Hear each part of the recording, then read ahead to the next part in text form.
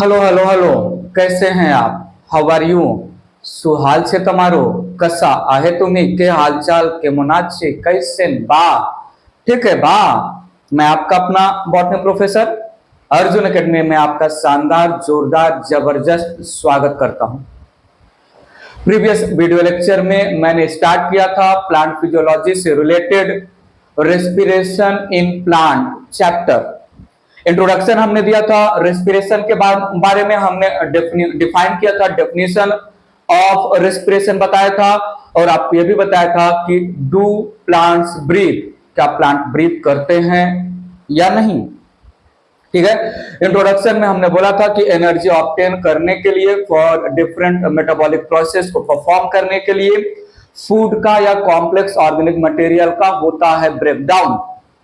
Food autotrophic plants और cyanobacteria खुद बना सकते हैं। सैप्रोफिटिक फंगस जो है, जो सैप्रोफिटिक फंजाई है, वो डेड और डिकेइंग ऑर्गेनिक डेड और डिकेइंग मटेरियल से अपना फूड ऑब्टेन करते हैं। इस फूड का होगा ऑक्सीडेशन या ब्रेकडाउन दैट रिलीजेस एनर्जी और उस एनर्जी से हम बनाते हैं एटीपी। डेफिनेशन में हमने oxidative breakdown of respiratory substrate सबसे ज्यादा जो यूज होता है दैट इज ग्लूकोज, उसके बाद fat and at the end जो रेस्पिरेटरी सब्सट्रेट के जैसा काम करेगा वो है प्रोटीन। कोई कोई प्लांट जो है ऑर्गेनिक एसिड भी यूज करते हैं, हमने डिफाइन किया था। मैं एक बात यहां पर रखना चाहूंगा इस वीडियो लेक्चर को स्टार्ट करने से पहले कि रेस्पिरेशन के समय और रेस्पिरेशन जब मैं बोलूं आपको सेलुलर रेस्पिरेशन ही समझना है। प्रीवियस वीडियो लेक्चर में हमने सेलुलर रेस्पिरेशन और फिजिकल रेस्पिरेशन में डिफरेंशिएशन भी किया था। ब्रीदिंग, फिजिकल रेस्पिरेशन, ब्रीदिंग के बारे में भी हमने बातें की थी।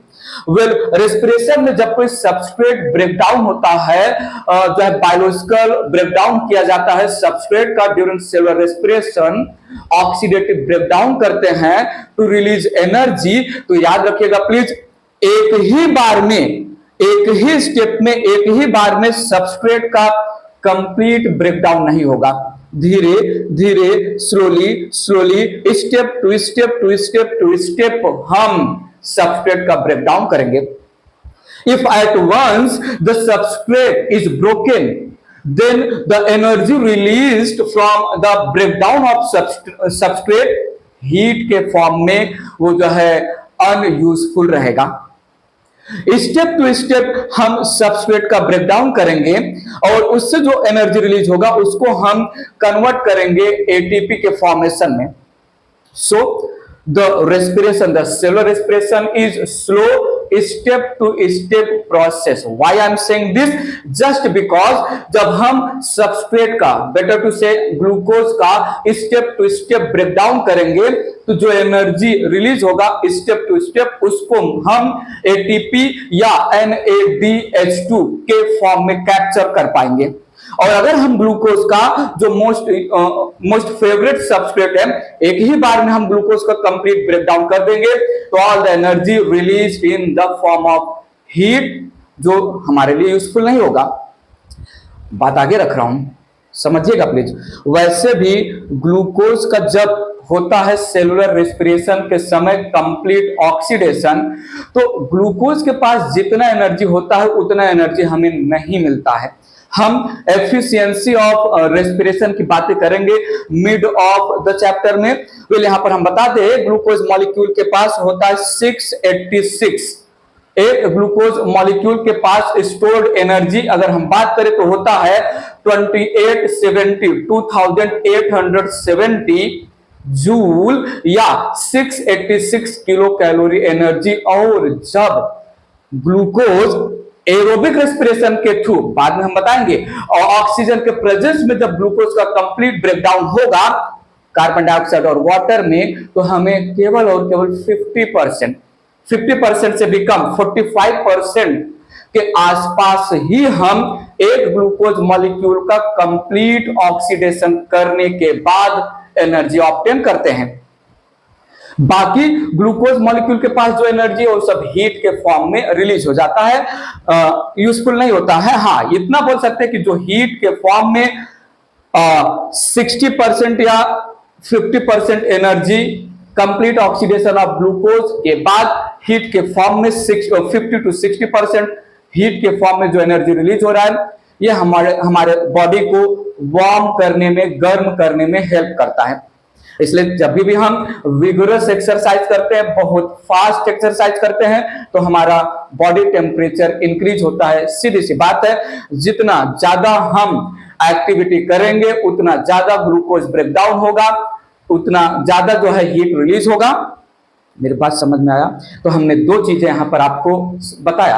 एक तो किसी भी रेस्पिरेटरी सबस्ट्रेट का एट वंस ब्रेक नहीं करेंगे हम सेलुलर रेस्पिरेशन के थ्रू, क्योंकि एट वंस कोई भी रेस्पिरेटरी सबस्ट्रेट ब्रेक हुआ तो सारा का सारा एनर्जी लॉस्ट हो जाएगा in the form of heat. इसलिए cellular respiration slow step to step process है। और दूसरा, हम जो है ग्लूकोज को सेलुलर रेस्पिरेशन के थ्रू कंप्लीट ऑक्सीडाइज करेंगे, कंप्लीट ब्रेकडाउन करेंगे। स्लो प्रोसेस में स्टेप टू स्टेप प्रोसेस के थ्रू तब पर भी ग्लूकोज के पास जितना एनर्जी अवेलेबल है उतना एनर्जी हमें नहीं मिलेगा। Much more energy of the glucose heat के फॉर्म में लॉस्ट हो जाएगा। हमें केवल ग्लूकोज का, एक ग्लूकोज मॉलिक्यूल के कंप्लीट ऑक्सीडेशन से हमें ग्लूकोज के पास स्टोर्ड एनर्जी का केवल 40% एनर्जी ही मिलता है। ये दो पॉइंट मैं मेंशन करके बात आगे बढ़ा रहा हूं, ध्यान दीजिएगा प्लीज। मैंने यहां पर मेंशन किया cellular respiration. Cellular respiration is slow step to step process of breakdown या oxidation of respiratory substrate. Respiratory substrate आगे इसी में कंटिन्यू कर रहा हूं। Respiratory substrate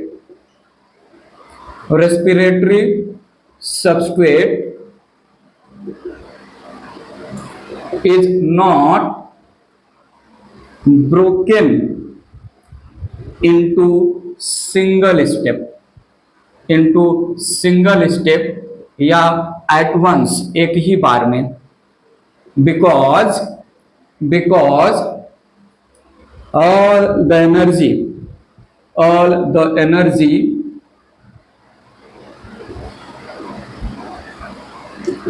will get lost in the form of heat। ठीक है, तो हमारे लिए जो सेलुलर मेटाबॉलिक प्रोसेस या अदर मेटाबॉलिक प्रोसेस हमें परफॉर्म करना है, उसके लिए एनर्जी के फॉर्म में चाहिए करेंसी ऑफ एनर्जी जो है एटीपी मिलेगा ही नहीं, सब एनर्जी हीट के फॉर्म में लॉस्ट हो जाएगा। पर सुनिएगा, heat keeps the body warm, गर्म रखेगा। बट हमें बॉडी को गर्म रखने के लिए रेस्पिरेटरी सबस्ट्रेट को ब्रेक डाउन नहीं करना है। हमें बॉडी में जितने भी मेटाबॉलिक प्रोसेस हो रहे हैं उसके लिए एनर्जी चाहिए, इसलिए slowly step to step break down करना पड़ेगा। ठीक है, और ध्यान दीजिएगा यहां पर a single molecule of oxygen, a single molecule of glucose has 686 kilocalorie या 2870 kilojoule energy and only 40 to 50% energy are available to synthesize ATP. Rest 60% energy lost as heat. ये हम बाद में एफिशिएंसी ऑफ रेस्पिरेशन हेडिंग करके आएगा, वहां पर सीखेंगे। एक पॉइंट मेरे माइंड में चल रहा है, बताना जरूरी समझता हूं। वो पॉइंट है कि एंट्री ऑफ या use of one oxygen molecule in respiration helps to release 114.5 kilocalorie energy 114.5 kilocalorie energy एक ऑक्सीजन मॉलिक्यूल रेस्पिरेटरी सबस्ट्रेट के ब्रेकिंग में पार्टिसिपेट करेगा, तो उसकी वजह से हमें 114.5 किलो कैलोरी जूल एनर्जी मिलेगा। And this 114.5 kilo calorie energy used to produce 6 ATP। ये थोड़ा पॉइंट आपको याद रखना है, आगे कनेक्ट होंगे ये सारे के सारे पॉइंट। ये इतनी बातें करके मैं अब वीडियो लेक्चर आज का स्टार्ट कर रहा हूं। टाइप्स ऑफ रेस्पिरेशन, ये इरेज कर रहा हूं। इसके पहले कि मैं टाइप्स ऑफ रेस्पिरेशन की बात करूं, बहुत ज्यादा इंपॉर्टेंट पॉइंट आपके सामने रखने वाला हूं। थोड़ा सुनिएगा ध्यान से, नहीं थोड़ा कान से सुनिएगा मैं क्या बोल रहा हूं। सबसे ज्यादा प्लांट में भी अगर स्पेसिफाई करना चाहे, लीफ में सबसे ज्यादा लीफ में गैसियस एक्सचेंज होता है, तो होता है ड्यूरिंग फोटोसिंथेसिस। सबसे ज्यादा लीफ में गैसियस एक्सचेंज ऑक्सीजन और कार्बन डाइऑक्साइड का ड्यूरिंग फोटोसिंथेसिस होता है, और इस गैसियस एक्सचेंज के लिए लीफ वेल अडॉप्टेड है, उसके पास स्टोमाटा होता है। और एक बात यहां पर मैं क्लियर करूं, राज की बात है, थोड़ा सुनिएगा, डाइजेस्ट करिएगा। लीफ फोटोसिंथेसिस के समय फोटोलाइसिस ऑफ वाटर के बाद जो ऑक्सीजन रिलीज होता है, उस ऑक्सीजन का यूटिलाइजेशन भी करता है लीफ। हम जनरली अब तक सुनते आए हैं कि the oxygen released after photosynthesis atmosphere में आ जाता है, जिसको हम जो है रेस्पिरेशन में हम सब यूज करते हैं, ऑल द एनिमल्स यूज करते हैं। सही है, लेकिन maximum part of the oxygen atmosphere में रिलीज हो रहा है। Some part of the oxygen evolved या released after photosynthesis itself leaf में जो माइटोकॉन्ड्रिया है वो रेस्पिरेशन के लिए यूज करता है। तो सेइंग दिस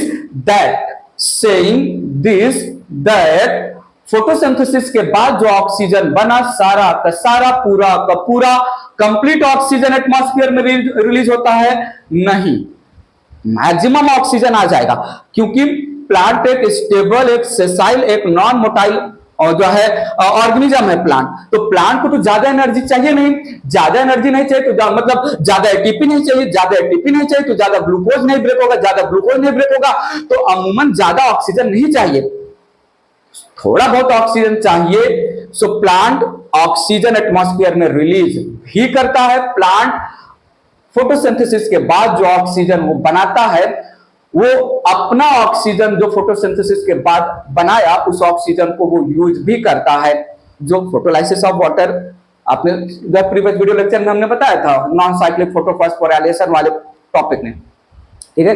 तो पॉइंट समझ कर रखिएगा, कोई फंसाना चाहेगा तो आपको फंसाएगा कि क्या फोटोसिंथेसिस से जो ऑक्सीजन रिलीज होता है पूरा का पूरा एटमॉस्फेयर में रिलीज होता है? नहीं, मैक्सिमम रिलीज होता है। थोड़ा बहुत प्लांट अपना ऑक्सीजन जो उसने बनाया, फोटोसिंथेसिस दो प्रोडक्ट देता है, एक तो food in the form of glucose या स्टार्च या सुक्रोज, और दूसरा जो है लाइफ के सर्वाइवल के लिए ऑक्सीजन भी प्लांट फोटोसिंथेसिस के थ्रू देता है। बट जो ऑक्सीजन प्लांट फोटोसिंथेसिस के बाद एटमॉस्फेयर में रिलीज कर रहा है, वो फोटोसिंथेसिस का कंप्लीट ऑक्सीजन नहीं है, थोड़ा बहुत वो अपने रेस्पिरेशन के लिए भी यूज करता है। नोट कर लीजिए, समझ लीजिए, ठीक है। बात आगे रख रहा हूं, मैंने यहां पर हेडिंग लिया types of respiration. Types of respiration. Based on respiration में कौन सा सबस्ट्रेट पार्टिसिपेट करेगा, बेस्ड ऑन किस फूड मटेरियल को, किस ऑर्गेनिक कंपाउंड को, किस रेस्पिरेटरी सबस्ट्रेट। अब तो मोस्ट फेमस वर्ड मैं यूज करूंगा, रेस्पिरेटरी सबस्ट्रेट का होने वाला है ब्रेकडाउन, ऑक्सीडेशन। दो टाइप में हम डिवाइड करेंगे। So based on respiratory substrate, based on respiratory substrate, मैंने यहां पर दो टाइप का रेस्पिरेशन आपके सामने रखा। एक है फ्लोटिंग रेस्पिरेशन, फ्लोटिंग रेस्पिरेशन, और दूसरा है प्रोटोप्लाज्मिक रेस्पिरेशन, प्रोटोप्लाज्मिक रेस्पिरेशन। ध्यान दीजिएगा, floating respiration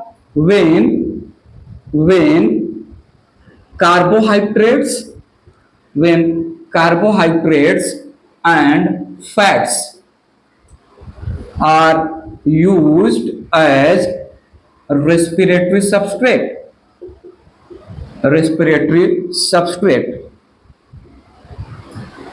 then the type of respiration called floating respiration or protoplasmic respiration when proteins are used as respiratory substrate,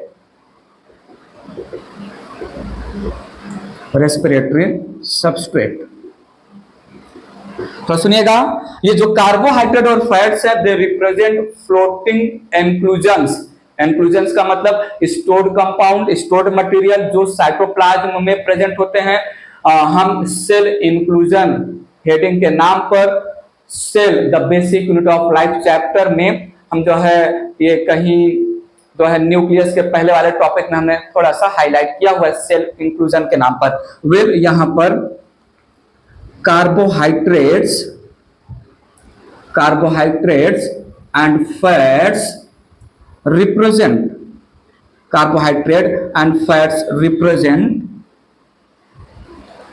floating inclusions of cell, या cell में cytoplasm बोल सकते हैं। सो कार्बोहाइड्रेट और fat cytoplasm में float कर रहे directly suspended inclusions stored compound represent कर रहे हैं और इनका ऑक्सीडेटिव ब्रेकडाउन होने वाला है, तो फ्लोटिंग इंक्लूजन रिप्रेजेंट कर रहे हैं, इसलिए रेस्पिरेशन का नाम है फ्लोटिंग रेस्पिरेशन। और यहां पर प्रोटीन्स, थोड़ा सुनिएगा, proteins are part of, structural part of, ऐसा बोल सकते हैं, proteins are structural part of protoplasm, structural part of protoplasm. Carbohydrate और फैट तो स्टोर हो सकता है, लेकिन प्रोटीन किसी भी फॉर्म में स्टोर नहीं होता। प्रोटीन चाहे एंजाइम के फॉर्म में हो या स्ट्रक्चरल फॉर्म में हो, मेम्ब्रेन बना रहा हो, किसी का सेल मेम्ब्रेन बना रहा हो, तो बेसिकली प्रोटोप्लाज्म, जब प्रोटोप्लाज्म बोला जाए तो उसमें cell organelle, cytoplasm, cell membrane etcetera included है। तो प्रोटीन है स्ट्रक्चरल फॉर्म ऑफ प्रोटोप्लाज्म, इसलिए हम प्रोटोप्लाज्मिक रेस्पिरेशन जब प्रोटीन का होगा ब्रेकडाउन रेस्पिरेशन के थ्रू नाम रख रहे हैं। बात समझा? तो सुनिएगा, यहां पर there is no formation of toxic materials and no death of organisms,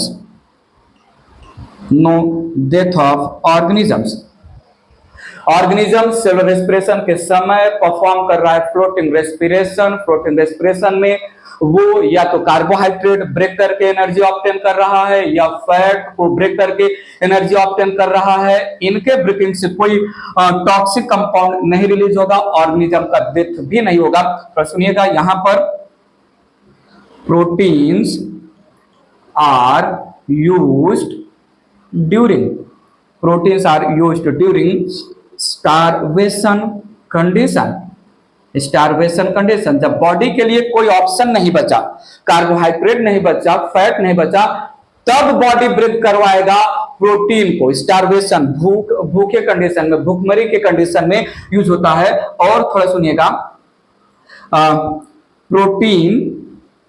protein सबसे पहले तो ब्रेक डाउन होगा अमाइनो एसिड में, सबसे पहले ब्रेक डाउन होगा अमाइनो एसिड में, और अमाइनो एसिड आप फर्दर ब्रेकिंग बोलते हैं यहां पर, further breaking of amino acid, थोड़ा सुनिएगा, further breaking of amino acid release ammonia या अमाइनो ग्रुप बोल दो, अमोनिया या amino group which is toxic cause death. हम स्ट्रक्चरल कंपोनेंट को रेस्पिरेशन में तोड़े जा रहे हैं। स्टार्व्ड कंडीशन में, स्टारवेशन के समय बॉडी वो स्ट्रक्चरल कंपोनेंट ऑफ सेल को तोड़ रहा है।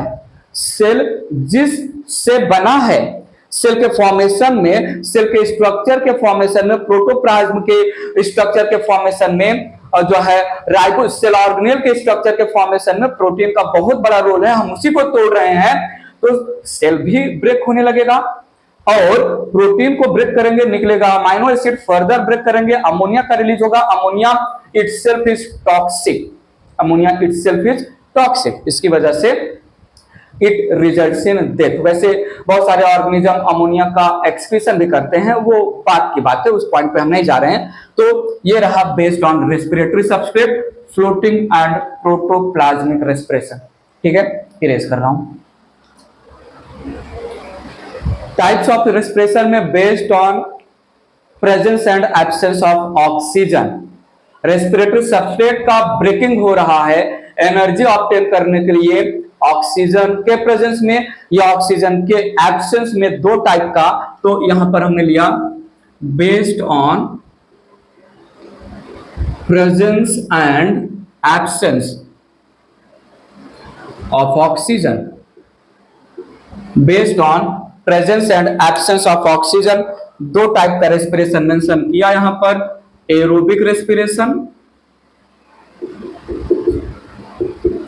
और हमने लिया यहां पर एनारोबिक रेस्पिरेशन।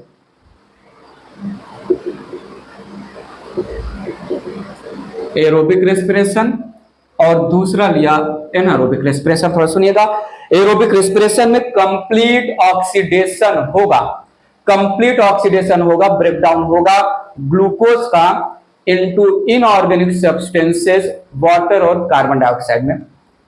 तो यहां पर मेंशन किया हमने कंप्लीट ऑक्सीडेशन ऑफ फूड या glucose into inorganic substances, inorganic substances, that is CO2 and H2O in the presence of oxygen, in the presence of oxygen। Respiratory substrate का ऑक्सीजन के presence में breaking हो रहा है, completely break किया जाएगा glucose को या किसी भी रेस्पिरेटरी सबस्ट्रेट को CO2 और वाटर में, एरोबिक रेस्पिरेशन। और यहां पर मैंने बोला partial breakdown of glucose into either ethanol जिसको इथाइल अल्कोहल बोलते हैं, और हम बोल सकते हैं लैक्टिक एसिड। ठीक है, so partial breakdown in the absence of oxygen, लिख सकते हैं in the absence of oxygen. Aerobic respiration also called intermolecular respiration, ये याद रखना होगा, इंटरमोलिकुलर रेस्पिरेशन। और anaerobic respiration it is also called intramolecular respiration. तो सुनिएगा, यहां पर एरोबिक रेस्पिरेशन में कंडीशन डिपेंड 36 और 38 एटीपी प्रोड्यूस्ड, 36 और 38 एटीपी प्रोड्यूस्ड, और यहां पर केवल और केवल 2 एटीपी, ओनली 2 एटीपी प्रोड्यूस्ड। यहां पर एक पॉइंट मेंशन किया, NADH2, NADH2 विगोरसली, स्पेलिंग देख लीजिएगा please, oxidised, vigorously oxidised into NAD, और यहां पर NADH2 slowly oxidised into NAD। ठीक है, NADH2 nicotinamide adenine dinucleotide having hydrogen, ये NAD और NADH2 आगे प्रोसेस में आने वाला है।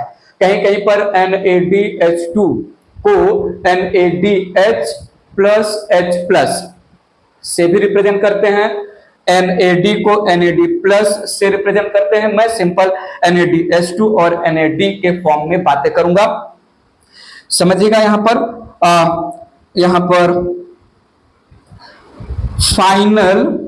Final hydrogen acceptor H plus acceptor, final hydrogen acceptor is oxygen molecule, और यहां पर final oxygen, not oxygen, final hydrogen ion acceptor is either acetaldehyde और पायरुविक एसिड। ठीक है, ये फाइनल हाइड्रोजन एक्सेप्टर ऑक्सीजन है एरोबिक रेस्पिरेशन में। Final hydrogen acceptor acetaldehyde हो सकता है या पायरुविक एसिड हो सकता है, हम आगे डिटेल में डिस्क्लोज करेंगे। यहां पर कुछ पॉइंट्स के थ्रू एरोबिक और एनारोबिक, ऑक्सीजन के प्रेजेंस और ऑक्सीजन के एब्सेंस में 2 टाइप का होता है, जस्ट मेंशन कर रहा हूं। पॉइंट फिलहाल के लिए मेमोराइज करिए, आगे ये सारी बातें डिस्क्लोज होने वाली हैं। ठीक है, इरेज कर रहा हूं इसको, थोड़ा ध्यान दीजिएगा। अगर एक सिंपल हम केमिकल रिएक्शन मेंशन करें तो C6H12O6 6 ऑक्सीजन मॉलिक्यूल के प्रेजेंस में ब्रेक होगा, हमें मिलेगा 6CO2 plus 12H2O plus energy mention कर देते हैं 36, 38 एटीपी एनर्जी। ग्लूकोज का ऑक्सीजन के प्रेजेंस में ब्रेक डाउन होगा during aerobic respiration, 6 oxygen molecule use होंगे। हम कैलकुलेशन करेंगे इसका, हमें कार्बन डाइऑक्साइड और वाटर एज इनऑर्गेनिक सब्सटेंसेस मिलेगा। तो ग्लूकोज का हमने ऑक्सीजन के प्रेजेंस में कंप्लीट ब्रेकडाउन किया, और यहां पर C6H12O6 का जो है ऑक्सीजन के एब्सेंस में पार्शियल ब्रेकडाउन होगा C2H5OH में प्लस 2CO2 प्लस 2 ATP। ये हुआ जो है इथेनॉल का फॉर्मेशन, यहां पर मेंशन कर देते हैं, ये है अल्कोहलिक फर्मेंटेशन से मुझे याद आया aerobic respiration, it is synonym to fermentation also। So हम एनारोबिक रेस्पिरेशन को फर्मेंटेशन नाम भी दे सकते हैं। ग्लूकोज का ऑक्सीजन के एब्सेंस में एक तरीके से ब्रेक कर सकते हैं इथाइल अल्कोहल में, और दूसरा हम ग्लूकोज को ऑक्सीजन के एब्सेंस में ब्रेक कर सकते हैं 2 molecule of C3H6O3 plus 2 ATP, इसको हम बोलेंगे लैक्टिक एसिड फर्मेंटेशन। ठीक है, और लैक्टिक एसिड फर्मेंटेशन में ग्लूकोज जब ब्रेक होगा ऑक्सीजन के एब्सेंस में तो कार्बन डाइऑक्साइड रिलीज नहीं होगा। तो अब मोटा मोटा यहां से एक बात तो क्लियर हो जा रही है कि इस चैप्टर में हमें 3 चीजें पढ़ना है। Very much in detail aerobic respiration से रिलेट होगा ये चैप्टर। और एरोबिक रेस्पिरेशन में हम ग्लूकोज के एक मॉलिक्यूल को 6 ऑक्सीजन का यूज करके कंप्लीट ऑक्सीडाइज ब्रेक कर देंगे कार्बन डाइऑक्साइड और वाटर में, और हमें मिलेगा 36 या 38 एटीपी कंडीशन, डिपेंड कौन से कंडीशन में ये बात हो रही है हम आगे बताएंगे। एक ये स्टोरी चलेगा, ये स्टोरी खत्म हो जाएगा तो हम एनारोबिक रेस्पिरेशन या फर्मेंटेशन के नाम पर alcoholic fermentation, lactic acid fermentation की बात करेंगे। ठीक है, तो ये चैप्टर जो है 90% फिनिश हो जाएगा। तो 90% जो है ये चैप्टर 3 पार्ट में डिवाइड कर सकते हैं। सबसे ज्यादा बातें होंगी ग्लूकोज का ऑक्सीजन के प्रेजेंस में एरोबिक रेस्पिरेशन के थ्रू कंप्लीट ब्रेकडाउन। फिर ये दो जो है हेडिंग आएंगे, छोटे छोटे हेडिंग होंगे जिसमें हम ग्लूकोज का ऑक्सीजन के एब्सेंस में अल्कोहलिक फर्मेंटेशन करेंगे या ग्लूकोज का ऑक्सीजन के एब्सेंस में लैक्टिक एसिड फर्मेंटेशन करेंगे। हम बातें मेंशन करेंगे। Anaerobic respiration it is found in few prokaryotes and unicellular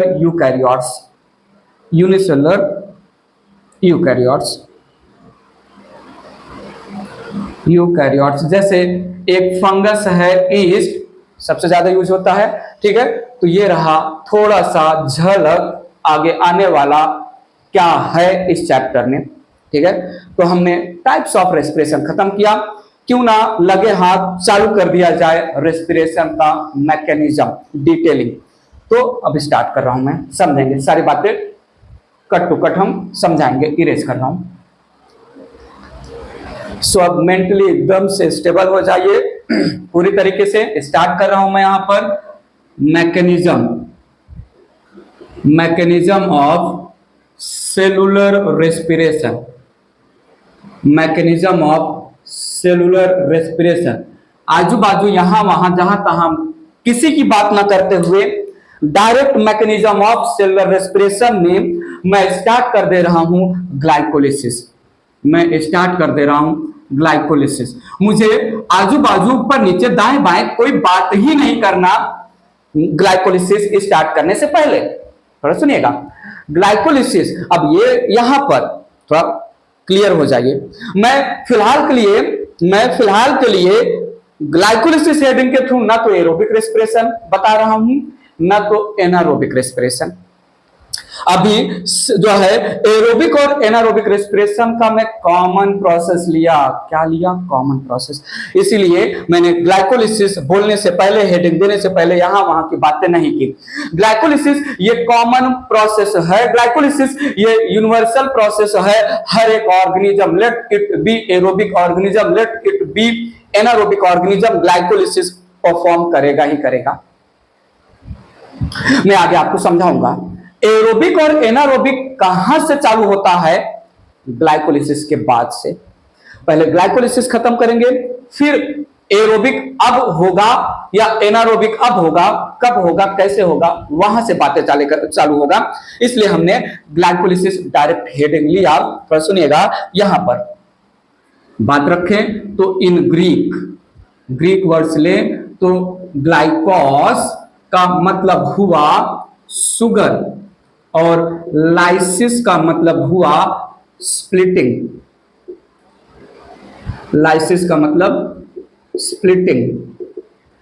splitting of sugar called glycolysis, simple language. अब यहां पर समझा रहा हूं, समझिएगा प्लीज। सो ग्लाइकोलिसिस के नाम से काम जो है लिया, डिफिनेशन लिया तो glycolysis is process of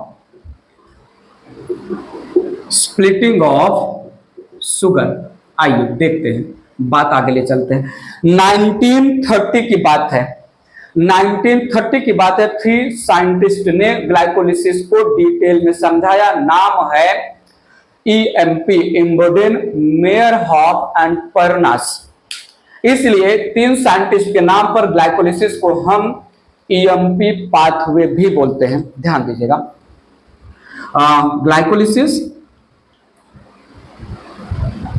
glycolysis या आप इसको बोल दीजिए ग्लाइकोलाइटिक पाथवे। ग्लाइकोलिसिस या glycolytic pathway discovered by Gustav Embden, Otto Meyerhof and J Parnas जो भी पढ़ो इन 1930। दस ग्लाइकोलिसिस फेमस होना तो बनता ही है इन साइंटिस्ट का। Also called EMP pathway, Embden Meyerhof Parnas pathway, Embden Meyerhof Parnas pathway. Clear कर लीजिए। ग्लाइकोलिसिस एक पाथवे है, कोई साइक्लिक प्रोसेस नहीं है।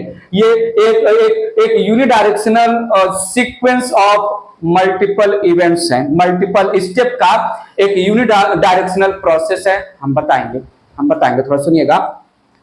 Glycolysis is a common process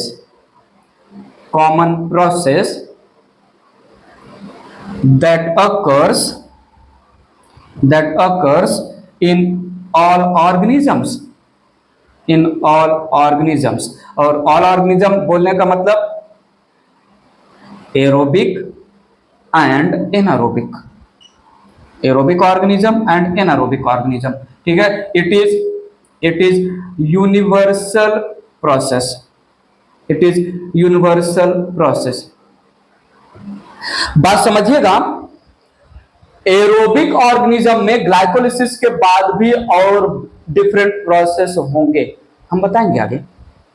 glycolysis के बाद भी कुछ एडिशनल प्रोसेस होंगे एरोबिक ऑर्गेनिज्म में, लेकिन एनारोबिक ऑर्गेनिज्म से रिलेटेड बात किया जाए तो ग्लाइकोलिसिस इकलौता प्रोसेस है। Glycolysis is only process found in anaerobic respiration, found in anaerobic organism. बाकी जो भी आगे ग्लाइकोलिसिस के बाद एनारोबिक रेस्पिरेशन में होगा वो कोई प्रोसेस नहीं, सिंपल स्टेप्स होंगे। लेकिन एरोबिक रेस्पिरेशन के समय या एरोबिक ऑर्गेनिज्म में ग्लाइकोलिसिस के बाद और भी कुछ प्रोसेस होंगे, स्टेप्स। प्रोसेस में बहुत सारे स्टेप्स आ जाते हैं, हम क्लियर करेंगे। फिलहाल ये रेस कर रहा हूं, बात आगे बढ़ा रहा हूं। मैं यहां पर मेंशन करना जरूरी समझता हूं, glycolysis is only process that is found in anaerobic respiration.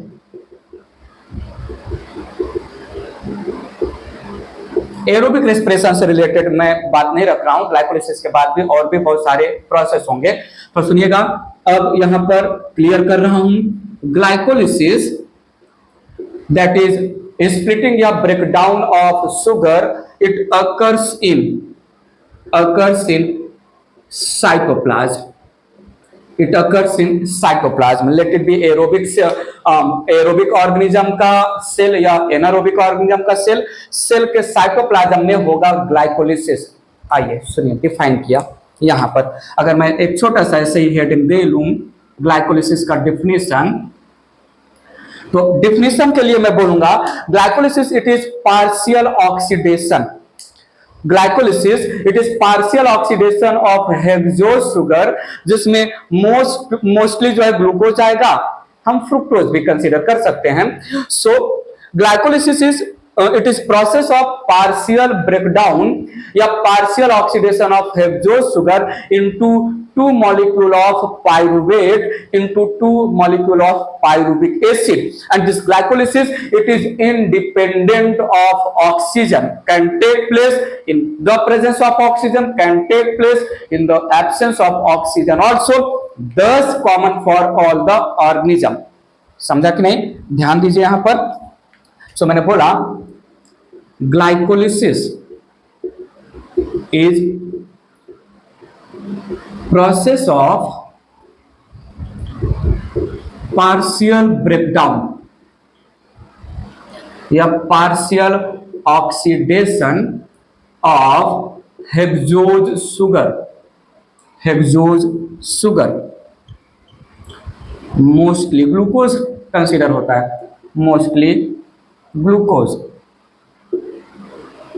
Can be fructose also, can be fructose also into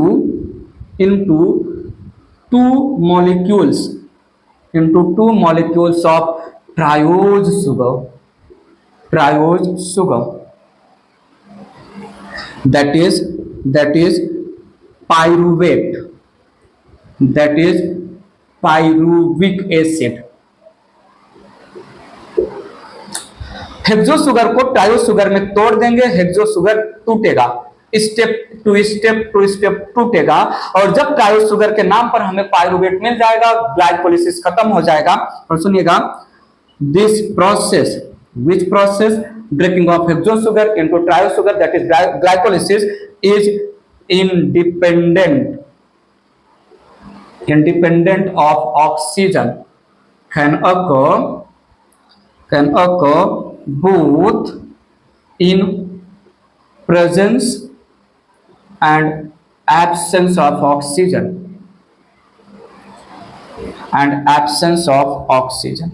यहां तक बात क्लियर है, पक्का क्लियर है। ग्लाइकोलिसिस ईएमपी पाथवे बोला गया, और ग्लाइकोलिसिस साइटोप्लाज्म में होगा, कॉमन यूनिवर्सल प्रोसेस है। हेक्सो शुगर को ब्रेक करेंगे ट्रायो शुगर में, ग्लूकोज को ब्रेक करेंगे पायरुवेट या पायरुविक एसिड में, इंडिपेंडेंट होगा ये जो प्रोसेस है ऑक्सीजन से रिलेटेड, इंडिपेंडेंट होगा, इसलिए कॉमन प्रोसेस हुआ। बात आगे ले चल रहा हूं, ग्लाइकोलिसिस की स्टोरी को आगे ले चल रहे हैं। यहां पर कुछ और बहुत ज्यादा इंपॉर्टेंट पॉइंट डिस्क्लोज कर रहा हूं, रख रहा हूं। ग्लाइकोलिसिस, थोड़ा सुनिएगा, ग्लाइकोलिसिस इज एंजाइमेटिकली कंट्रोल्ड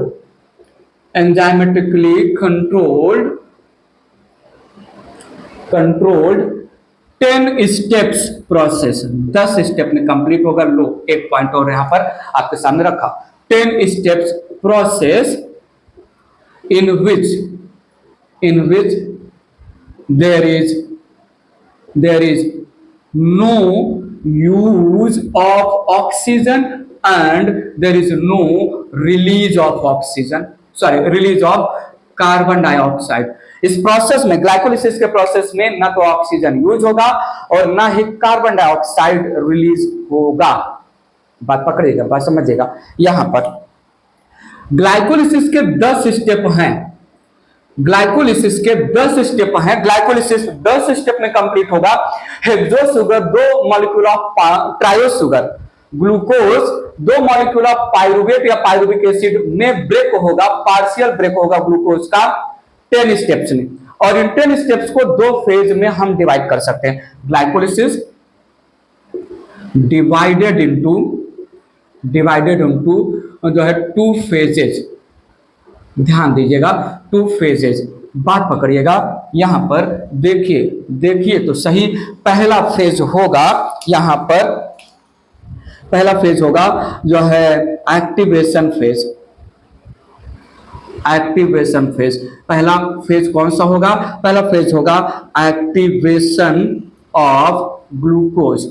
बताइए तो सही, पहले फेज को क्या नाम देंगे हम? एनर्जी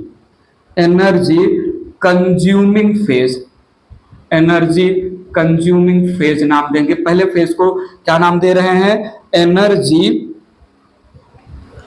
एनर्जी यूटिलाइजिंग फेज, ठीक है। और दूसरा फेज होगा पे ऑफ फेज। दूसरे फेज का नाम मैं रख रहा हूं यहां पर एनर्जी प्रोड्यूसिंग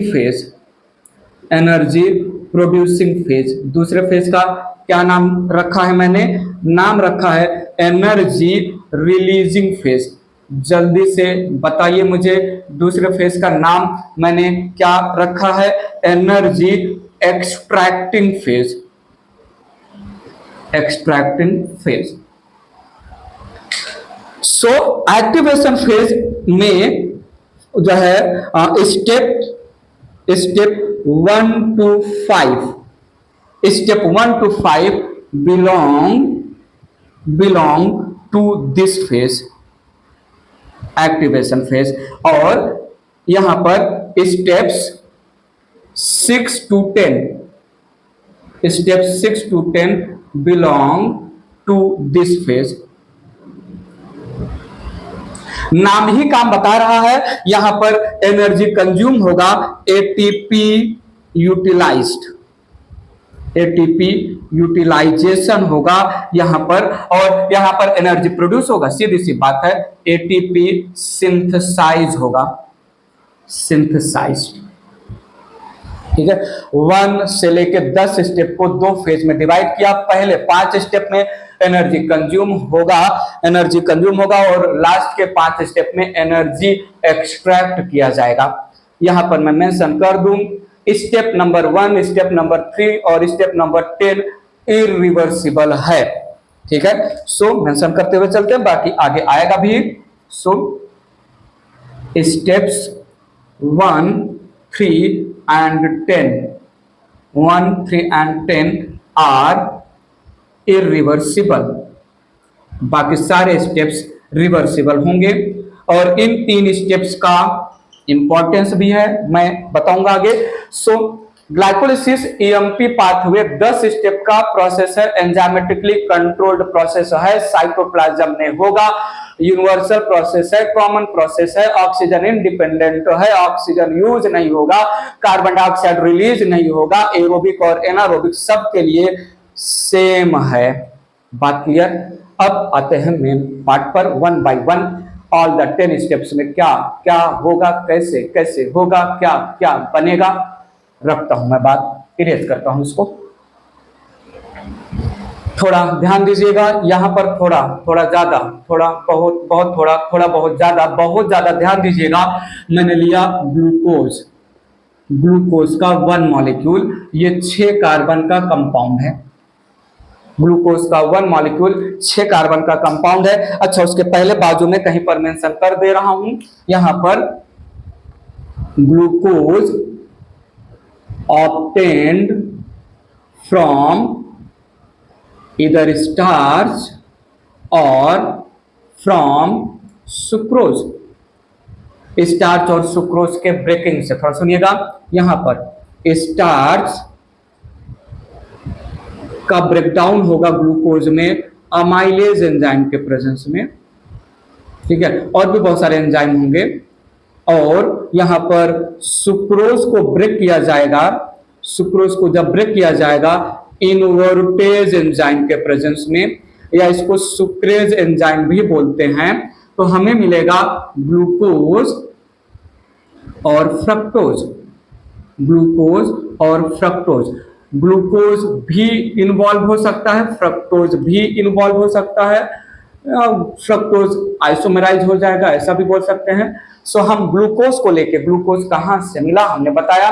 ठीक है, सो प्लांट से रिलेटेड जो स्टोर्ड स्टार्च है वो ब्रेक डाउन हो, या प्लांट में फ्लोएम ट्रांसलोकेट करता है फूड का लीफ से जो है बाकी पार्ट्स ऑफ द प्लांट में, और फूड का with the help of phloem translocation होता है डाइसैकेराइड सुक्रोज के फॉर्म में ही। ठीक है, तो सुक्रोज को इन्वर्टेज से ब्रेक करके ग्लूकोज हमने निकाल लिया।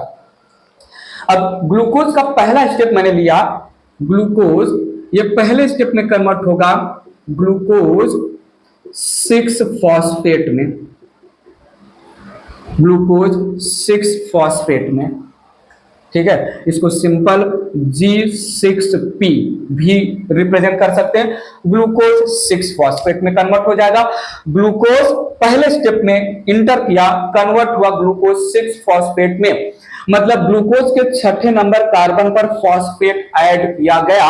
फॉस्फेट ऐड करने के लिए ग्लूकोज के 6ठे नंबर कार्बन पर फॉस्फेट ऐड करके ग्लूकोज 6 फॉस्फेट बनाने के लिए मुझे फॉस्फेट देने वाला चाहिए, देने वाले के नाम पर एटीपी मिला, जिसने जो है इनऑर्गेनिक फॉस्फेट या पीआई जैसा भी लिखना चाहो लिख दो। सो यहां पर एटीपी से मैंने एक इनऑर्गेनिक फॉस्फेट लिया और दिया, जोड़ा, ग्लूकोज के छठे नंबर कार्बन पर मिला हमें ग्लूकोज 6 फॉस्फेट। हमने किया तो क्या किया, फॉस्फोराइलेशन किया। क्या किया हमने, किया फॉस्फोराइलेशन, पहला स्टेप। फॉस्फोराइलेशन हो या डिफॉस्फोराइलेशन हो, एटीपी सॉरी इनऑर्गेनिक फॉस्फेट किसी को देना हो या किसी से निकालना हो, एंजाइम का नाम हमेशा काइनेज आएगा। कौन सा एंजाइम आएगा, काइनेज एंजाइम। और ये काइनेज एंजाइम फॉस्फेट दे रहा है ग्लूकोज को, जो कि एक 6 कार्बन का हेक्सोज शुगर है, इसलिए एंजाइम का पूरा नाम लिया हमने हेक्सोकाइनेज। क्या लिया, हेक्सोकाइनेज। ऐसे में फ्रुक्टोज भी होता तो यहां पर फ्रुक्टोज भी होता तो फ्रुक्टोज कन्वर्ट हो जाता फ्रुक्टोज 6 फॉस्फेट में। यहां पर भी एटीपी यूज होता, एडीपी और आईपी में कन्वर्ट हो जाता। यहां पर भी एंजाइम का नाम हेक्सोकाइनेज ही आता। ठीक है, और फ्रुक्टोज 6 फॉस्फेट आगे की स्टोरी में पार्टिसिपेट करता। मैं ग्लूकोज को लेकर चल रहे हैं। अब ये ग्लूकोज नेक्स्ट स्टेप में गया और कन्वर्ट हुआ, ये ग्लूकोज नेक्स्ट स्टेप में आया और कन्वर्ट हो गया फ्रुक्टोज 6 फॉस्फेट में, फ्रुक्टोज 6 फॉस्फेट में। ग्लूकोज और फ्रक्टोज दोनों आइसोमर हैं, तो प्रोसेस क्या है, आइसोमराइजेशन। प्रोसेस का नाम मैंने क्या लिया, आइसोमराइजेशन।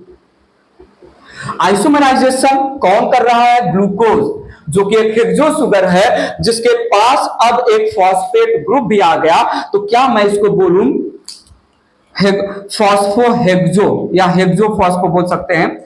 जो है यहां पर आइसोमराइजेशन हुआ। तो आइसोमराइजेशन के लिए जो एंजाइम रिस्पॉन्सिबल है, नो डाउट आइसोमेरेज होगा। आइसोमेरेज एंजाइम ग्लूकोज 6 फॉस्फेट को आइसोमराइज कर रहा है फ्रुक्टोज 6 फॉस्फेट में। ग्लूकोज 6 फॉस्फेट एक हेक्सो फॉस्फो बन चुका है, hexo phospho isomerase, hexo sugar जिसके पास अब फॉस्फेट भी है। बात क्लियर है। तो यहां पर ये हो गया जो है आइसोमराइजेशन स्टेप का नाम और हेक्सो फॉस्फो आइसोमराइज एंजाइम का नाम। अब यहां पर ध्यान दीजिएगा, ये जो फ्रुक्टोज 6 फॉस्फेट है नेक्स्ट स्टेप में कन्वर्ट हो जाएगा फ्रुक्टोज 1,6 डाइफॉस्फेट, फ्रुक्टोज 1,6 डाइफॉस्फेट। ठीक है, इसको फ्रुक्टोज 1,6 डाई पी भी रिप्रेजेंट कर सकते हैं सिंपली। फ्रुक्टोज 6 फॉस्फेट मतलब फ्रुक्टोज 6 कार्बन का कंपाउंड है। फिलहाल यहां पर भी 6 कार्बन, यहां पर भी 6 कार्बन का कंपाउंड है।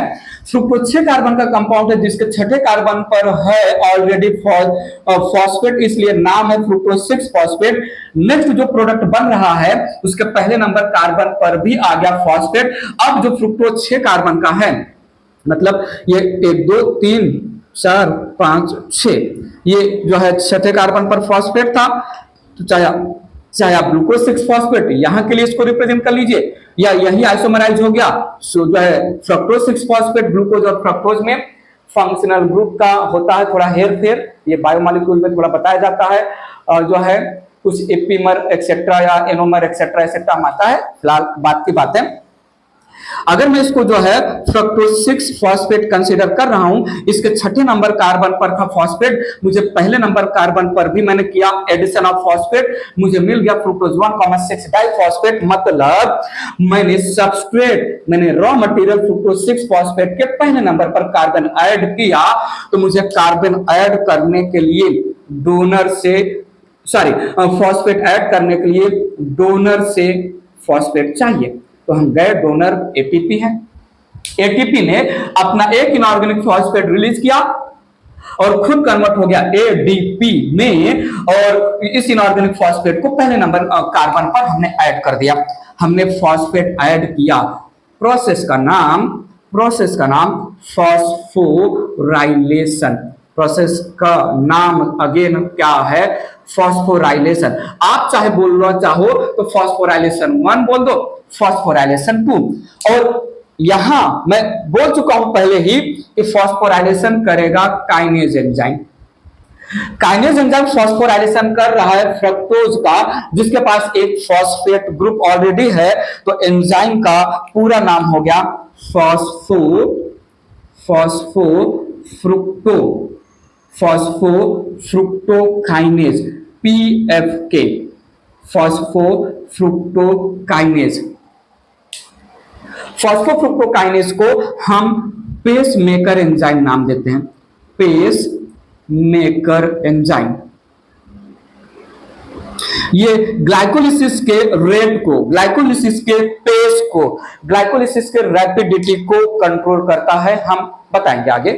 थोड़ा और आगे जाने दीजिए। पीएफके को हम पीएफके फॉस्फोफ्रुक्टोकाइनेज पेस मेकर एंजाइम है, आगे मैं बताऊंगा। नेक्स्ट थोड़ा सुनिएगा, फ्रुक्टोज 1,6 डाइफॉस्फेट का हुआ ब्रेकिंग, का हुआ स्प्लिटिंग, क्या हुआ?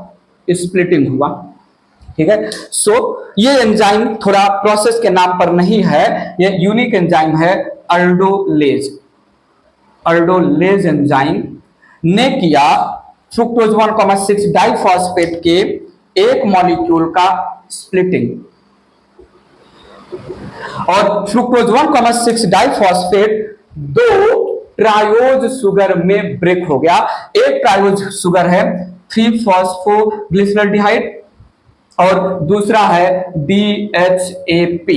और सुनिएगा, एक है PGAL 3-फॉस्फेट बोल सकते हैं, फुल फॉर्म है 3-फॉस्फोग्लिसरॉल्डिहाइड या ग्लिसरॉल्डिहाइड 3-फॉस्फेट, GAL 3-फॉस्फेट, ग्लिसरॉल्डिहाइड 3-फॉस्फेट, 3 कार्बन का कंपाउंड है।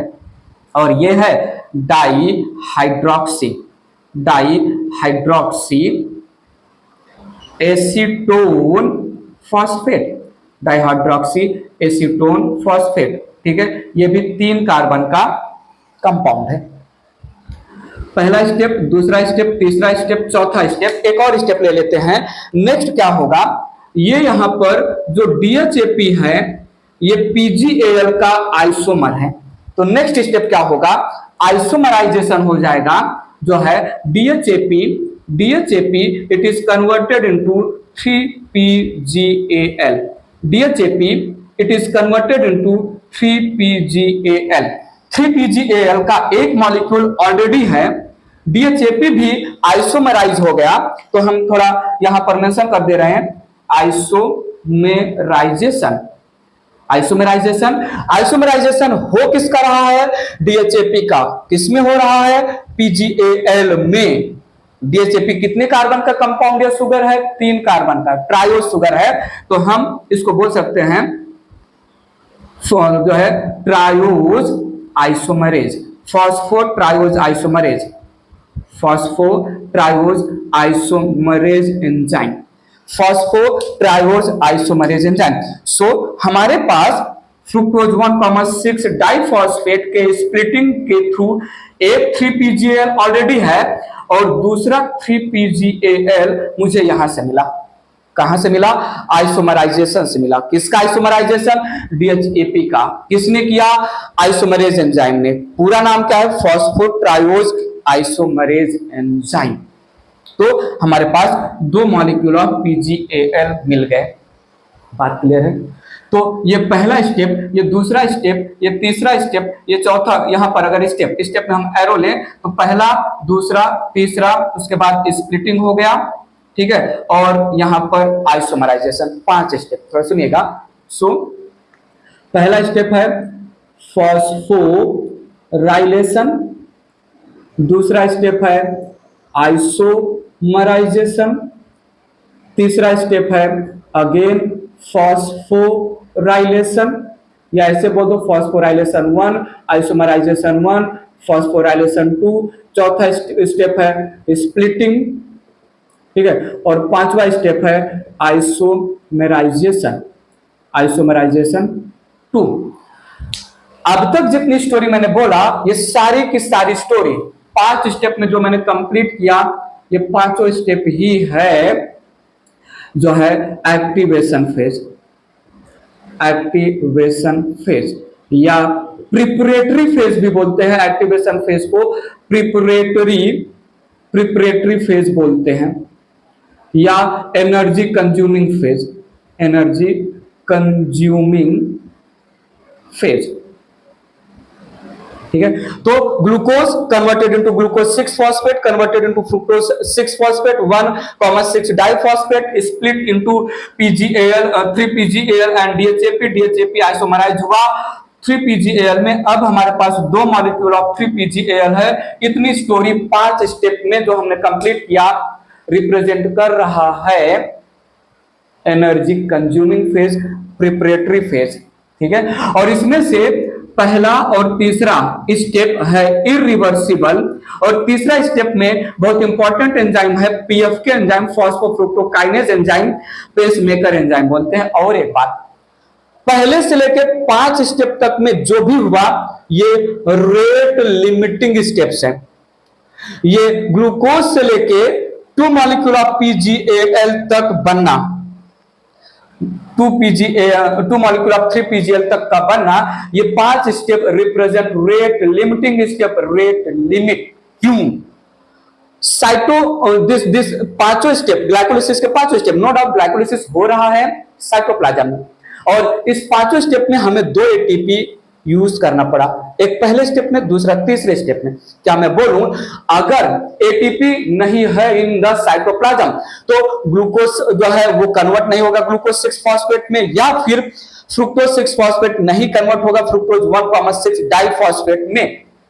तो as these five steps that depend on the occurrence of these 5 steps depend on the utilization of ATP. Their ATP depend. So presence and absence of ATP in the cytoplasm surely आगे के steps को speed up करेगा या रोकेगा। Rate limiting process है, rate limiting process. ATP है, rate चलेगा, अच्छे से भागेगा ग्लाइकोलिसिस आगे भी, और ATP साइटोप्लाज्म में नहीं है तो ये 5 स्टेप आगे के जो है रेट को, ग्लाइकोलिसिस के रेट को लिमिट कर देंगे।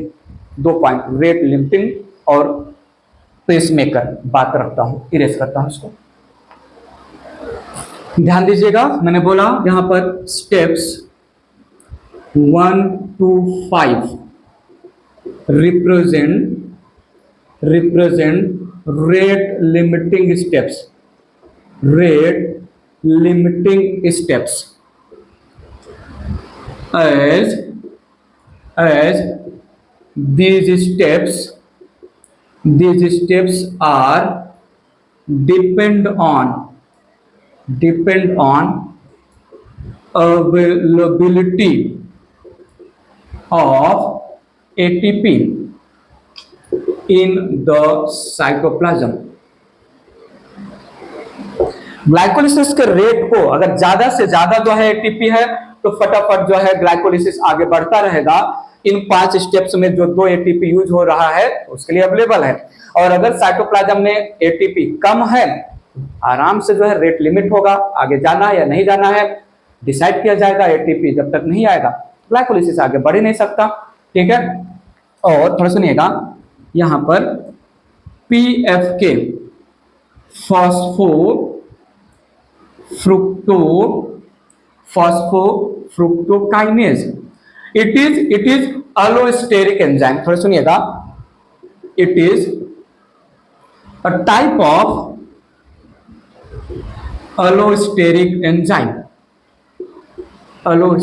enzyme having 2 active sites। ध्यान दीजिएगा, one for substrate that is fructose 6 phosphate, and second for ADP या AMP, ADP या AMP। बात पकड़ेगा यहां पर, बात पकड़ेगा।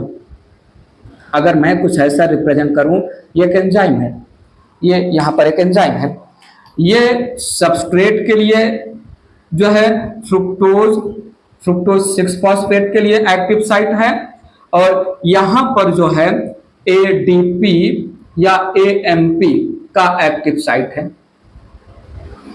और सुनिएगा, एडीपी या एएमपी का एक्टिव साइट है। एटीपी भी बोल सकते हैं, एटीपी, एडीपी, एएमपी, किसी का भी एक्टिव साइट हो सकता है, तीनों में किसी का भी।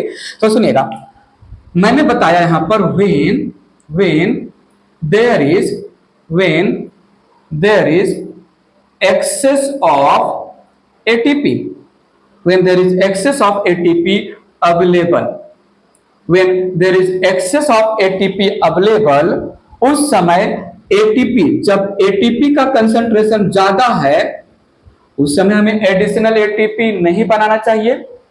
जब ATP का कंसंट्रेशन बॉडी में ज्यादा है, सेल में ज्यादा है, तो एडिशनल ATP क्यों बनाया जाए, क्यों यूं ही ग्लूकोज को ब्रेक किया जाए, स्टोर कर लिया जाए, फ्यूचर में जो है ग्लूकोज को ब्रेक करके जब ATP का डिमांड होगा तब हम प्रोसेस को आगे बढ़ाएंगे।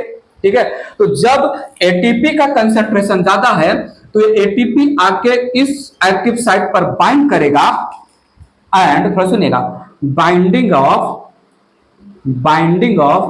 ATP with enzyme, binding of ATP with enzyme changes, need your attention, changes the conformation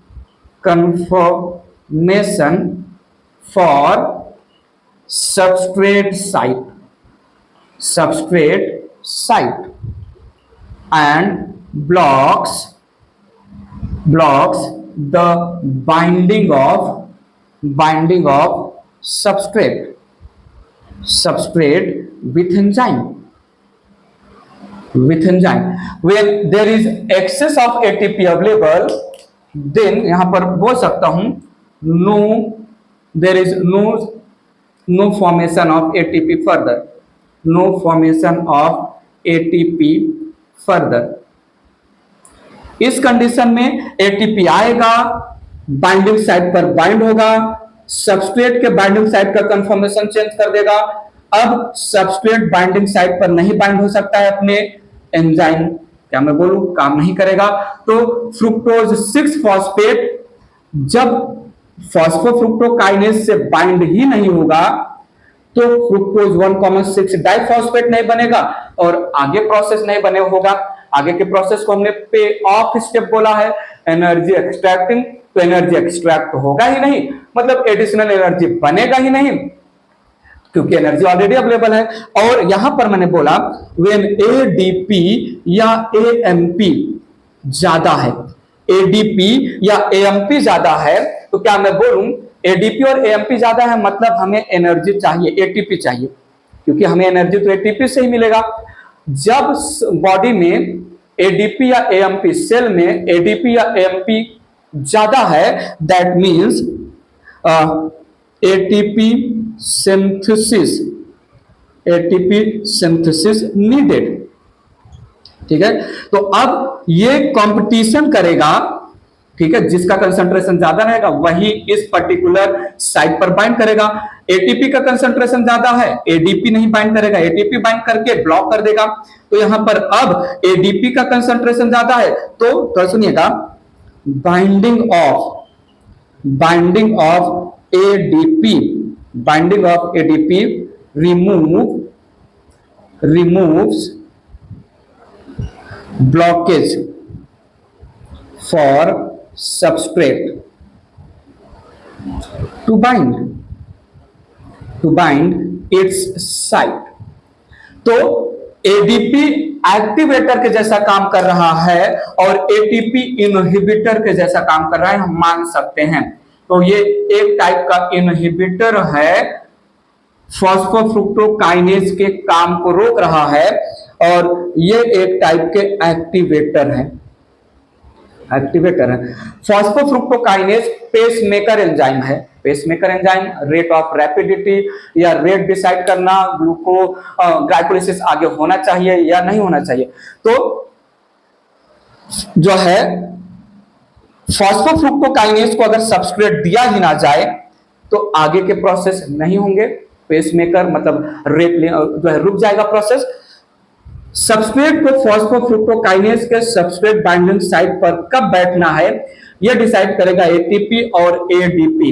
ATP ज्यादा है नहीं बैठना है, एडीपी ज्यादा है फिर ब्लॉकेज हटा दिया जाएगा, एक्टिवेट किया जाएगा, इसलिए हमने इसको पेस मेकर एंजाइम बोला।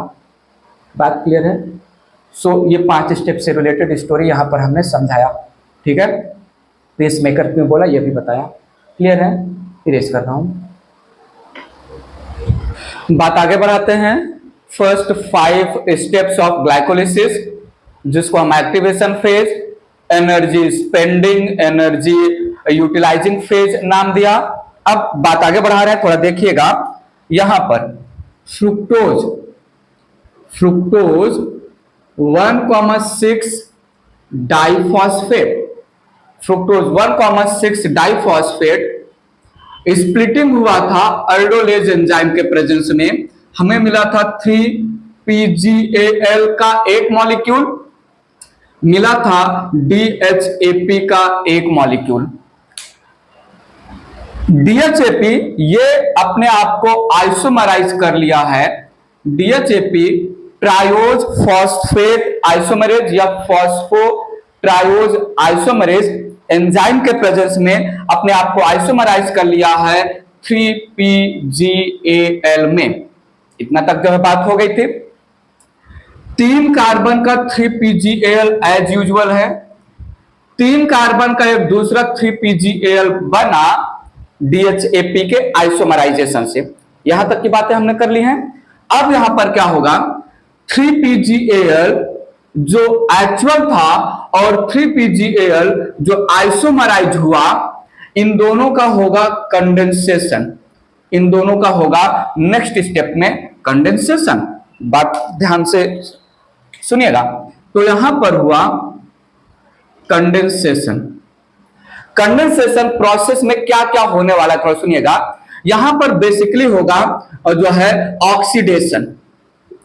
कंडेंसेशन के समय ऑक्सीडेशन होगा, जिसको हम डिहाइड्रोजिनेशन भी नाम देते हैं, रिमूवल ऑफ हाइड्रोजन। साथ में यहां पर अच्छा समझाने के लिए थोड़ा देखिएगा। जब 2 मॉलिक्यूल ऑफ 3PGAL ग्लाइकोलिसिस के नेक्स्ट स्टेप में आगे बढ़ेंगे तो हमें मिलेगा यहां पर 2 मॉलिक्यूल ऑफ 1,3 बिसफॉस्फो, हमें मिलेगा 1,3 बिसफॉस्फो ग्लिसरेट। ध्यान दीजिएगा, ग्लिसरेट या 1,3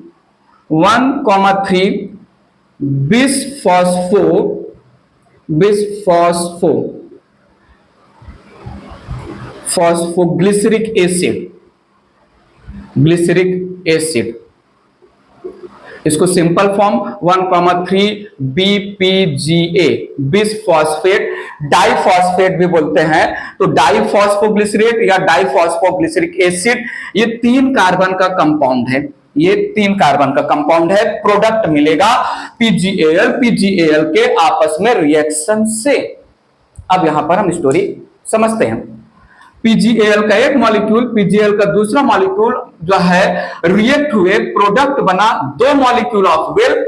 यहां पर PGAL का एक मॉलिक्यूल 3 कार्बन का, PGAL का दूसरा मॉलिक्यूल 3 कार्बन का रिएक्टेंट में टोटल 6 कार्बन है। रिएक्टेंट में टोटल 6 कार्बन है। प्रोडक्ट जो मिला वो है ग्लिसरिक एसिड या ग्लिसरेट। प्रोडक्ट जो मिला वो है ग्लिसरिक एसिड या ग्लिसरेट। और ग्लिसरिक एसिड या ग्लिसरेट के एक मॉलिक्यूल में 3 कार्बन होता है। ठीक है, ग्लिसरिक एसिड के पास 3 कार्बन होता है, रिएक्टेंट में 6 कार्बन, प्रोडक्ट के एक मॉलिक्यूल में 3 कार्बन, तो हमें 2 मॉलिक्यूल बनाना पड़ेगा। ये तो क्लियर है, ये पक्का क्लियर है। अब देखिए रियल मॉलिक्यूल यहां पर ग्लिसरल्डिहाइड है। ग्लिसरल्डिहाइड ध्यान दीजिएगा, ग्लिसरल्डिहाइड 3 कार्बन का है, कार्बन कार्बन कार्बन, इसके तीसरे कार्बन पर फॉस्फेट है। यहां पर भी ग्लिसरल्डिहाइड 3 कार्बन का है, कार्बन कार्बन कार्बन, इसके तीसरे कार्बन पर फॉस्फेट है, इसलिए हमने ग्लिसरल्डिहाइड 3 फॉस्फेट या 3 फॉस्फोग्लिसरल्डिहाइड नाम दिया है। बात पकड़िएगा। रिएक्टेंट में 2 मॉलिक्यूल ऑफ PGAL के पास 2 फॉस्फेट है, 2 फॉस्फेट है, 2 PIF फॉस्फेट सिंपल। और प्रोडक्ट में हमें 2 मॉलिक्यूल ऑफ 1,3 डाईपीजीए या बाईपीजीए या बिस पीजीए मिला, बीपीजीए मिला। तो सुनिएगा, 3 कार्बन का है, कार्बन कार्बन कार्बन, इसके पहले कार्बन पर भी है फॉस्फेट, तीसरे कार्बन पर भी है फॉस्फेट, इसलिए 1,3 2 फॉस्फेट है, बिस फॉस्फो, और कंपाउंड का नाम है ग्लिसरिक एसिड या ग्लिसरेट। तो देखिएगा, एक मॉलिक्यूल के पास 2 फॉस्फेट, हमें मिला है 2 मॉलिक्यूल, तो टोटल प्रोडक्ट में 4 फॉस्फेट है। यस और नो प्लीज। 1,3 डाईपीजीए या बिस पीजीए के एक मॉलिक्यूल में 2 फॉस्फेट है, मिला है हमें प्रोडक्ट में 2 मॉलिक्यूल ऑफ 1,3 बिस पीजीए या बीपीजीए, तो हमारे पास प्रोडक्ट में 4 फॉस्फेट है। प्रोडक्ट में 4 फॉस्फेट है, रिएक्टेंट में जो है 2 ही फॉस्फेट है, रिएक्टेंट में 2 ही फॉस्फेट है। तो जब रिएक्टेंट में 2 फॉस्फेट है तो प्रोडक्ट में एडिशनल 2 फॉस्फेट आया। तो आया कहां से आया, ये दिया गया 2 molecule of H3PO4, 2 molecule of H3PO4, ये 2 इनऑर्गेनिक फॉस्फेट डोनेट किया है इस रिएक्शन में। समझिएगा, अच्छे से समझिएगा, इसको लिख देते हैं ठीक से, ध्यान दीजिएगा। बिस फॉस्फो ग्लिसरेट। अब आइए, रिएक्टेंट में ग्लिसरल्डिहाइड है, प्रोडक्ट में ग्लिसरिक एसिड है। रिएक्टेंट में ग्लिसरल्डिहाइड है, प्रोडक्ट जो मिला हमें ग्लिसरिक एसिड मिला, तो हमने रिएक्टेंट से हाइड्रोजन निकाला है, हमने रिएक्टेंट का ऑक्सीडेशन किया है, डिहाइड्रोजिनेशन किया है। सो यहां पर ग्लिसरिक एसिड से एक हाइड्रोजन निकालेंगे, इस ग्लिसरिक एसिड से भी एक हाइड्रोजन निकालेंगे, टोटल हमने निकाला 2 हाइड्रोजन। कितने हाइड्रोजन? 2 हाइड्रोजन। और इस 2 हाइड्रोजन को पकड़ने के लिए, यूज करने के लिए हमने 2 मॉलिक्यूल ऑफ NAD को बुलाया। 2 molecule of NAD dehydrogenation of 2 molecule of 3PgAl से जो 2 हाइड्रोजन निकला उसके साथ रिएक्ट होकर बना लिया NADH2। ये जो है रिड्यूस्ड कंपाउंड है, निकोटिनामाइड एडेनिन डाइन्यूक्लियोटाइड। बात पकड़िए, हमने किया कंडेंसेशन 2 मॉलिक्यूल ऑफ 3PgAl का। 3PgAl के कंडेंसेशन में हमने डिहाइड्रोजिनेशन किया ग्लिसरल्डिहाइड का, तो हमें मिला 2 मॉलिक्यूल ऑफ ग्लिसरिक एसिड, और 2 मॉलिक्यूल ऑफ ग्लिसरिक एसिड के, अच्छा, इस PgAl का जो तीसरे कार्बन पर फॉस्फेट है उसको हम ग्लिसरिक एसिड के तीसरे कार्बन पर डाल दिए, इस PgAl का जो तीसरे कार्बन पर फॉस्फेट है उसको दूसरे ग्लिसरिक एसिड के तीसरे कार्बन पर डाल दिए, बट प्रोडक्ट में 1 पहले कार्बन पर भी फॉस्फेट है, तो वो दिया गया H3PO4 के थ्रू। और यहां पर जो एंजाइम काम पे लगा है वो एंजाइम है ग्लिसरल्डिहाइड डिहाइड्रोजिनेज, ग्लिसरल्डिहाइड डिहाइड्रोजिनेज। सो ग्लिसरल्डिहाइड डिहाइड्रोजिनेज ने किया डिहाइड्रोजिनेशन, साथ में फॉस्फोराइलेशन हो रहा है, बट फॉस्फोराइलेशन जो है एटीपी के थ्रू नहीं हो रहा है, जो है जो रिएक्टेंट है उनमें फॉस्फोराइलेशन या एडिशन ऑफ फॉस्फेट H3PO4 दे रहा है, तो उसके नाम पर हम एंजाइम नहीं मेंशन करेंगे। मेन प्रोसेस कौन सा है? डिहाइड्रोजिनेशन। बात पक्का है? बात समझा कि नहीं? सो 2 molecule of 3PgAl in the presence of glyceraldehyde dehydrogenase, they will go for oxidation या dehydrogenation that results in formation of 2 molecule of 1,3 dipga या bpga या bipga या bispga, और इसमें जो है 2 एडिशनल फॉस्फेट दिया गया है H3PO4 के थ्रू, और कहीं कहीं पर यहां पर वाटर का भी एडिशन मेंशन किया गया है 2 वाटर मॉलिक्यूल हाइड्रेशन प्रोसेस में। जो हाइलाइटिंग प्रोसेस है वो तो है डिहाइड्रोजिनेशन, ग्लिसरल्डिहाइड से हाइड्रोजन निकालो, ग्लिसरिक एसिड मिलेगा। साथ में 2 और प्रोसेस है, एक फॉस्फोराइलेशन और एक हाइड्रेशन, वाटर का एडिशन, हाइड्रेशन।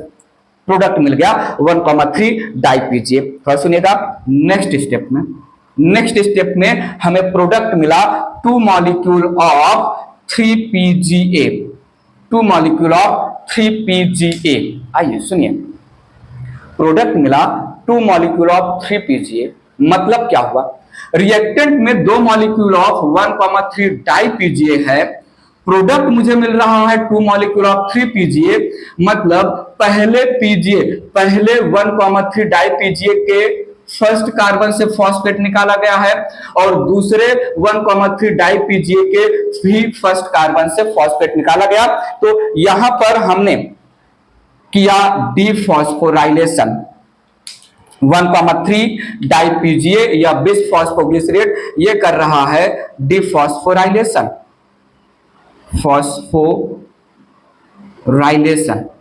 डिफॉस्फोराइलेशन में 2 इनऑर्गेनिक फॉस्फेट निकाला गया। कितना इनऑर्गेनिक फॉस्फेट निकाला गया? 2 इनऑर्गेनिक फॉस्फेट। 2 मॉलिक्यूल है 1,3 डाई पीजीए, दोनों 1,3 डाई पीजीए या बाई पीजीए ने अपने पहले कार्बन पर जो फॉस्फेट था उसको निकाल दिया।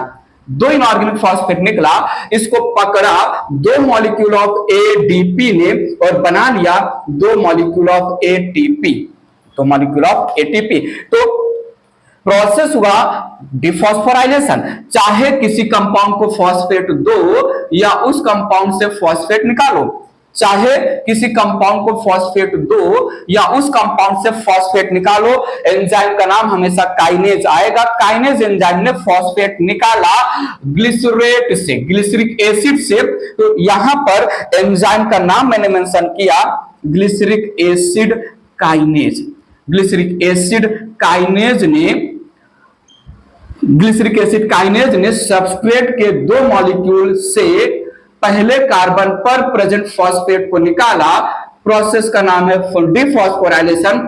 दोनों फॉस्फेट को एक्सेप्ट किया एडिनोसिन डाइफॉस्फेट के 2 मॉलिक्यूल ने और बना लिया एडिनोसिन ट्राइफॉस्फेट का 2 मॉलिक्यूल। यहां पर डायरेक्ट हमें energy in the form of ATP मिल रहा है। जब किसी सबस्ट्रेट के ब्रेकिंग से, जब किसी सबस्ट्रेट से हमें एनर्जी ऑब्टेन होता है तो उसको हम बोलते हैं सबस्ट्रेट लेवल पर एटीपी का बनना। एटीपी के बनने को हम फॉस्फोराइलेशन कहते हैं। क्या कहते हैं? Formation of ATP by combining ADP with inorganic phosphate, that process called phosphorylation। and ये phosphorylation हो रहा है किसी सबस्ट्रेट के लेवल पर, इसलिए यहां पर जो हमें 2 एटीपी मिला वो सबस्ट्रेट लेवल फॉस्फोराइलेशन है। तो यहां पर हमने डिफॉस्फोराइलेशन पहला किया, मुझे मिला 3 पीजीए का 2 मॉलिक्यूल। नेक्स्ट स्टेप, ये 3 पीजीए का 2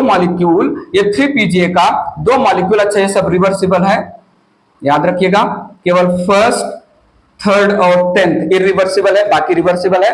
तो देखिएगा 2 molecule of 3 PGA next step में कन्वर्ट हो गया 2 मॉलिक्यूल ऑफ 2 पीजीए। 3 पीजीए का मतलब कार्बन, ये ग्लिसरिक एसिड 3 कार्बन का है, इसके तीसरे कार्बन पर फॉस्फेट था रिएक्टेंट में। अब जो प्रोडक्ट मिला उसके दूसरे कार्बन पर फॉस्फेट शिफ्ट हो गया, तो फॉस्फेट आ गया दूसरे कार्बन पर, इसलिए 2 पीजीए हमने नाम दिया। 2 पीजीए हमने नाम दिया। और देखिएगा यहां पर म्यूटेज एंजाइम काम कर रहा है, यहां पर ग्लिसरिक एसिड म्यूटेज एंजाइम काम कर रहा है और कुछ और नहीं हुआ, यहां पर जस्ट फॉस्फेट का शिफ्टिंग हुआ है। 3 पीजीए और 2 पीजीए आइसोमर ही है, तो यहां पर प्रोसेस हुआ आइसोमराइजेशन। बट आइसोमराइजेशन में हुआ क्या, जो 3 पीजीए था उसके जो तीसरे कार्बन पर फॉस्फेट था उसको हटा के कहीं दूसरे कार्बन पर डाल दिया गया, इसलिए एंजाइम म्यूटेज मेंशन किया गया है। ठीक है, थोड़ा एबनॉर्मल जो है एक्टिविटी हो रहा है, 3 पीजीए के तीसरे कार्बन पर होना चाहिए फॉस्फेट, उसको म्यूटेज ने एबनॉर्मली हटा दिया, 2 पीजीए दूसरे कार्बन पर डाल दिया, इसलिए म्यूटेज एंजाइम आया, ग्लिसरिक एसिड म्यूटेज। हमें मिला 2 पीजीए का 2 मॉलिक्यूल। अब यहां पर 2 पीजीए का 2 मॉलिक्यूल हमें मिला, नेक्स्ट स्टेप में हम इंटर कर रहे हैं, रिवर्सिबल प्रोसेस है, हम करेंगे डिहाइड्रेशन। यहां पर 2 मॉलिक्यूल ऑफ 2 पीजीए है, 2 मॉलिक्यूल ऑफ 2 पीजीए है, दोनों मॉलिक्यूल ऑफ 2 पीजीए से वाटर का एक एक मॉलिक्यूल हम बाहर निकालेंगे, 2 वाटर मॉलिक्यूल निकला। प्रोसेस को हमने बोला डिहाइड्रेशन। और यहां पर एंजाइम का नाम थोड़ा यूनिक है, अलग है। जैसे अल्डोलेज एंजाइम था, वैसे यहां पर जो एंजाइम है डिहाइड्रेशन प्रोसेस परफॉर्म कर रहा है वो है एनोलेज। कौन सा एंजाइम है? एनोलेज एंजाइम। ठीक है, एनोलेज एंजाइम ने 2 मॉलिक्यूल ऑफ 2 पीजीए का किया डिहाइड्रेशन, 2 मॉलिक्यूल ऑफ 2 पीजीए का किया डिहाइड्रेशन, हमें मिला 2 मॉलिक्यूल ऑफ पेपा, हमें मिला 2 मॉलिक्यूल ऑफ पीईपीए। क्या मिला हमें? 2 मॉलिक्यूल ऑफ फॉस्फोइनॉल पाइरुवेट मिला या पाइरुविक एसिड मिला। 2 मॉलिक्यूल ऑफ फॉस्फोइनॉल पाइरुवेट या 2 molecule of phosphoenol pyruvic acid, 3 carbon का है। ठीक है, ठीक है, यहां तक क्लियर है। सो हमने कंडेंसेशन, हिडन में फॉस्फोराइलेशन एंड हाइड्रेशन, विजिबल जो प्रोसेस है वो है डिहाइड्रोजनेशन किया, उसके बाद हमने डिफॉस्फोराइलेशन फर्स्ट किया, उसके बाद हमने आइसोमराइजेशन किया, फिर हमने डिहाइड्रेशन किया। यहां पर एनोलेज के प्रेजेंस में पेपा मिला। अब पेपा का मैं नेक्स्ट करूंगा अगेन डिफॉस्फोराइलेशन सेकेंड। ध्यान दीजिएगा, यहां पर डिफॉस्फोराइलेशन सेकेंड होगा। 2 molecule of phosphoenol pyruvic acid है, मैं दोनों molecule of phosphoenol pyruvic acid से फॉस्फेट निकाल लूंगा। फॉस्फेट निकाल लिया तो यहां पर निकलेगा 2 फॉस्फेट ऐड होगा 2 एडीपी के साथ और मिलेगा हमें 2 एटीपी। क्या मिलेगा हमें? 2 एटीपी। फॉस्फोइनॉल पाइरुविक एसिड से फॉस्फेट निकाल लिया तो सिर्फ बचा पाइरुविक एसिड का 2 मॉलिक्यूल जो कि 3 कार्बन का है।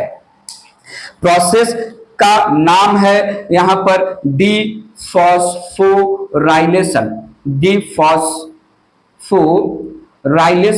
और ये डिफॉस्फोराइलेशन सेकंड मान लेता हूं। एंजाइम आएगा pyruvic acid kinase.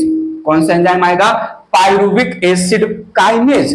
Pyruvic acid kinase enzyme ने पेपा फॉस्फोइनॉल पाइरुविक एसिड से 2 फॉस्फेट निकाला, वो एक्सेप्ट किया एडीपी ने और बनाया एटीपी। यहां पर भी फॉस्फोइनॉल पाइरुविक एसिड के एक सबस्ट्रेट है जिसका डिफॉस्फोराइलेशन हुआ, इनऑर्गेनिक फॉस्फेट निकला, रिएक्ट किया एडेनोसिन डाइफॉस्फेट से और बनाया करेंसी ऑफ एनर्जी एटीपी। तो यहां पर भी मुझे सबस्ट्रेट लेवल पर एटीपी मिल रहा है, सबस्ट्रेट लेवल पर फॉस्फोराइलेशन हुआ। याद रखिएगा प्लीज, ये जो पाइरुविक एसिड है ये मैग्नीशियम और पोटेशियम K+, मैग्नीशियम और पोटेशियम K+ पर डिपेंड है। ठीक है, सो फिर देखिएगा यहां पर 3 पीजीए के 2 मॉलिक्यूल का डिहाइड्रोजनेशन पहला स्टेप, देन जो है यहां पर 1,3 पीजीए का डिफॉस्फोराइलेशन दूसरा, डिहाइड्रेशन तीसरा, उसके बाद जो है डिफॉस्फोराइलेशन चौथा। यहां से लेते हैं पूरा, तो ये आइसोमराइजेशन, डिहाइड्रोजनेशन, डिफॉस्फोराइलेशन फर्स्ट, डिहाइड्रोजनेशन और डिफॉस्फोराइलेशन सेकंड, ये 5 स्टेप जो हमने मेंशन किए ये हैं पे ऑफ फेज। बात पर ठीक है। So glucose 6 phosphate, fructose 6 phosphate, fructose 1,6 diphosphate और स्प्लिटिंग पीजीएल डीएचएपी, इतना स्टेप था जो है एनर्जी कंज्यूमिंग फेज। और इसके बाद जितने भी स्टेप यहां पर मेंशन किए सब हैं पे ऑफ फेज। ठीक है, तो ये रहा पूरा स्टोरी, इरेज करके मेंशन कर रहा हूं। ठीक है, आजू बाजू वाली चीजें सीक्वेंस में मत लिखिएगा, कहीं दूसरे पेज पर आप मेंशन कर लीजिएगा। इरेज करता हूं। ग्लाइकोलाइसिस फिनिश करके आगे बढ़ने से पहले जो मैंने फर्स्ट 5 स्टेप और लास्ट 5 स्टेप को 2 अलग अलग प्लेस पर आपको समझाया, एक क्विक समरी ले लेते हैं शॉर्ट में। Glucose converted into glucose 6 phosphate, converted into fructose 6 phosphate, converted into fructose 1,6 diphosphate, split into PGAL, 3-PGAL and DHAP। तो ये इतना जो है फर्स्ट 5 स्टेप है। नाउ DHAP आइसोमराइज हुआ 3-PGAL में, ये 3-PGAL और ये 3-PGAL कंडेंस हुए, डिहाइड्रोजिनेशन हुआ, मुझे मिला 2 मॉलिक्यूल ऑफ 1,3 जो है BPGA, बिस फॉस्फोग्लिसरिक एसिड।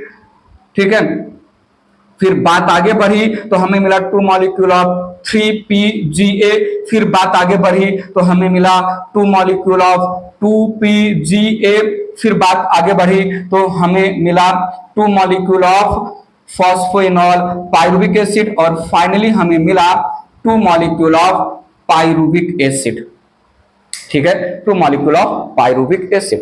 ध्यान दीजिएगा प्लीज, ये 6 कार्बन का एक मॉलिक्यूल है, ये भी एक मॉलिक्यूल है, ये भी एक मॉलिक्यूल है, ये एक मॉलिक्यूल है, और उसके बाद यहां पर स्प्लिटिंग तक का प्रोसेस, ये यहां स्प्लिटिंग तक का प्रोसेस है एनर्जी स्पेंडिंग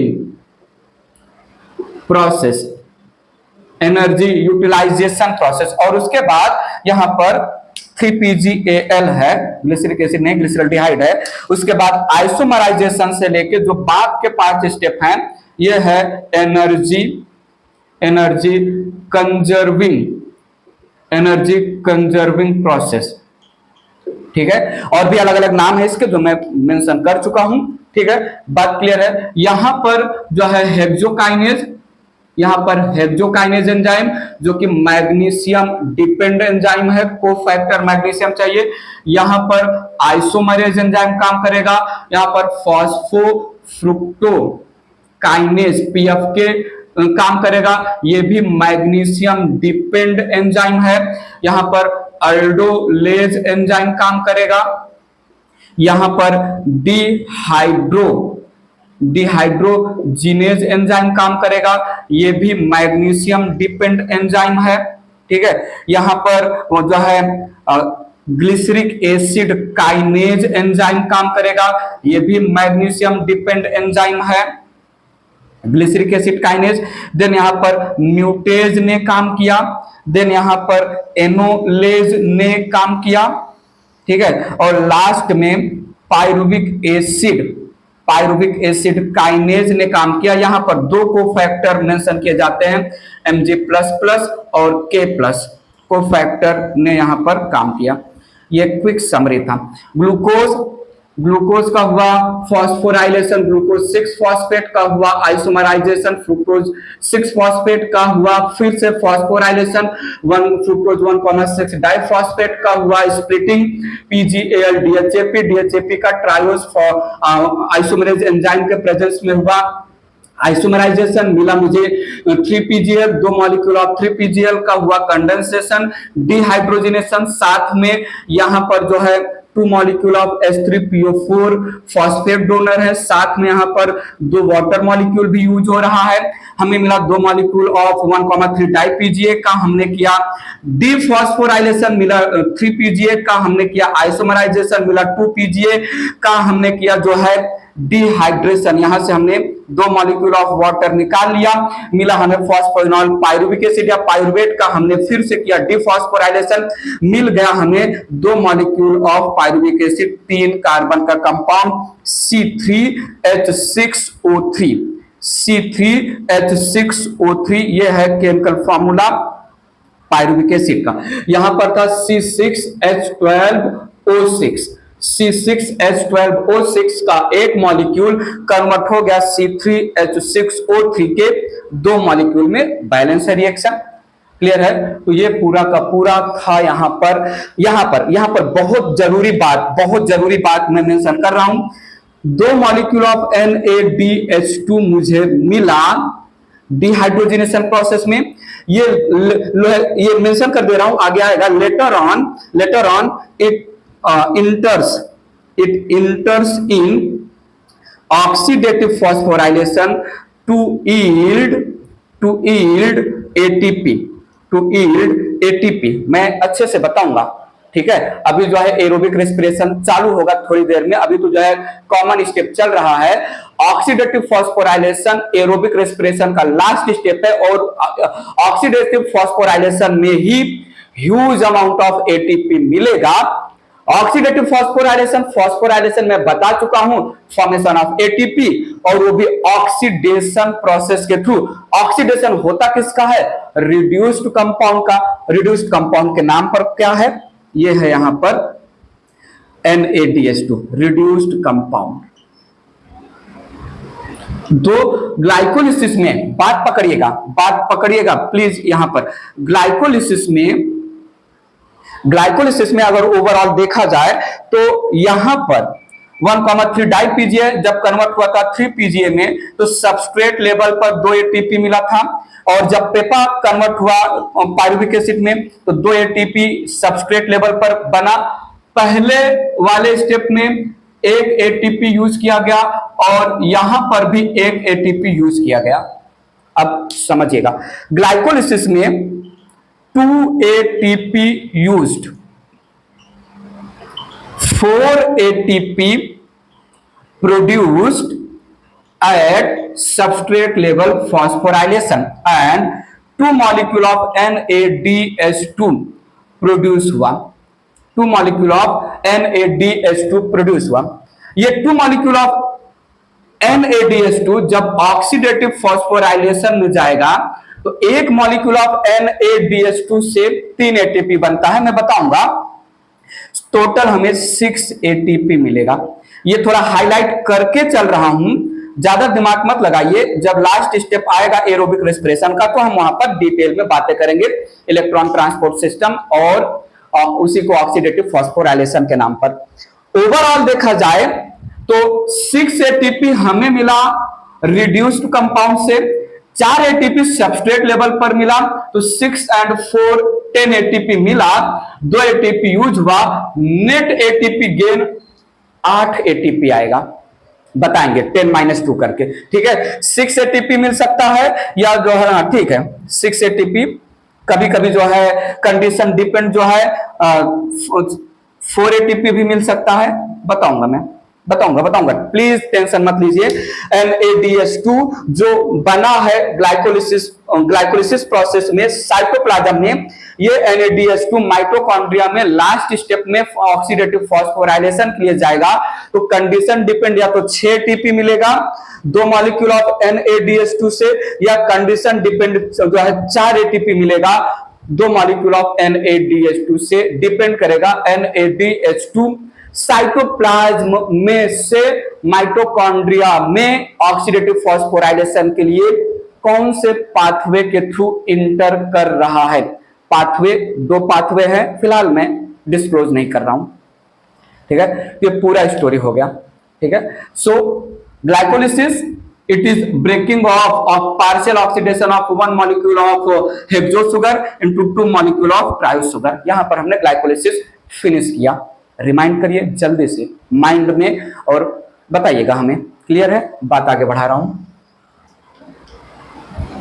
नेक्स्ट हेडिंग ले रहा हूं, पायरुविक एसिड का आगे क्या किस्मत होगी।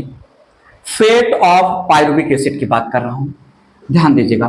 फेट ऑफ पायरुविक एसिड, आगे कैसी किस्मत होगी, कहां पर पायरुविक एसिड जाएगा, क्या करेगा, क्या होगा इसके साथ। 3 चीजें हो सकती हैं, ध्यान दीजिएगा प्लीज। पायरुविक एसिड आगे 3 तरीके से काम में लाया जाएगा। Pyruvic acid in presence of oxygen, in presence of oxygen it will go for Krebs cycle, ठीक है, इन्वॉल्व होगा क्रेब्स साइकिल में, जहां पर complete oxidation of pyruvic acid occurs into carbon dioxide and water, ठीक है। तो ये पहला फेट है, इसको हम बोलेंगे एरोबिक रेस्पिरेशन, इसको हम बोलेंगे एरोबिक। अब यहां से डिफरेंशिएट होगा कैसा एरोबिक रेस्पिरेशन और कैसा एनारोबिक रेस्पिरेशन होता है। तो ये हो गया एरोबिक रेस्पिरेशन, ठीक है। सो क्रेब्स साइकिल को हम एरोबिक रेस्पिरेशन बोल सकते हैं। Krebs cycle it is also called aerobic respiration, बताऊंगा मैं। सो पायरुविक एसिड ग्लाइकोलिसिस के बाद जो 2 मॉलिक्यूल ऑफ पायरुविक एसिड बना, उसका एक किस्मत यह है कि वो ऑक्सीजन के प्रेजेंस में कंप्लीट ब्रेक हो जाए। दूसरा, इन the absence of oxygen, in the absence of oxygen pyruvic acid, तो सुनिएगा, pyruvic acid participates into anaerobic respiration, या इसको हम फर्मेंटेशन भी नाम देते हैं, फर्मेंटेशन। और पायरुविक एसिड एनारोबिक रेस्पिरेशन में अगर पार्टिसिपेट किया तो इसके साथ 2 चीजें हो सकती हैं। एक होगा partial breakdown of pyruvic acid into acetaldehyde, या not acetaldehyde, into ethyl alcohol और कार्बन डाइऑक्साइड। या दूसरा होगा यहां पर केवल और केवल reduction of pyruvic acid into lactic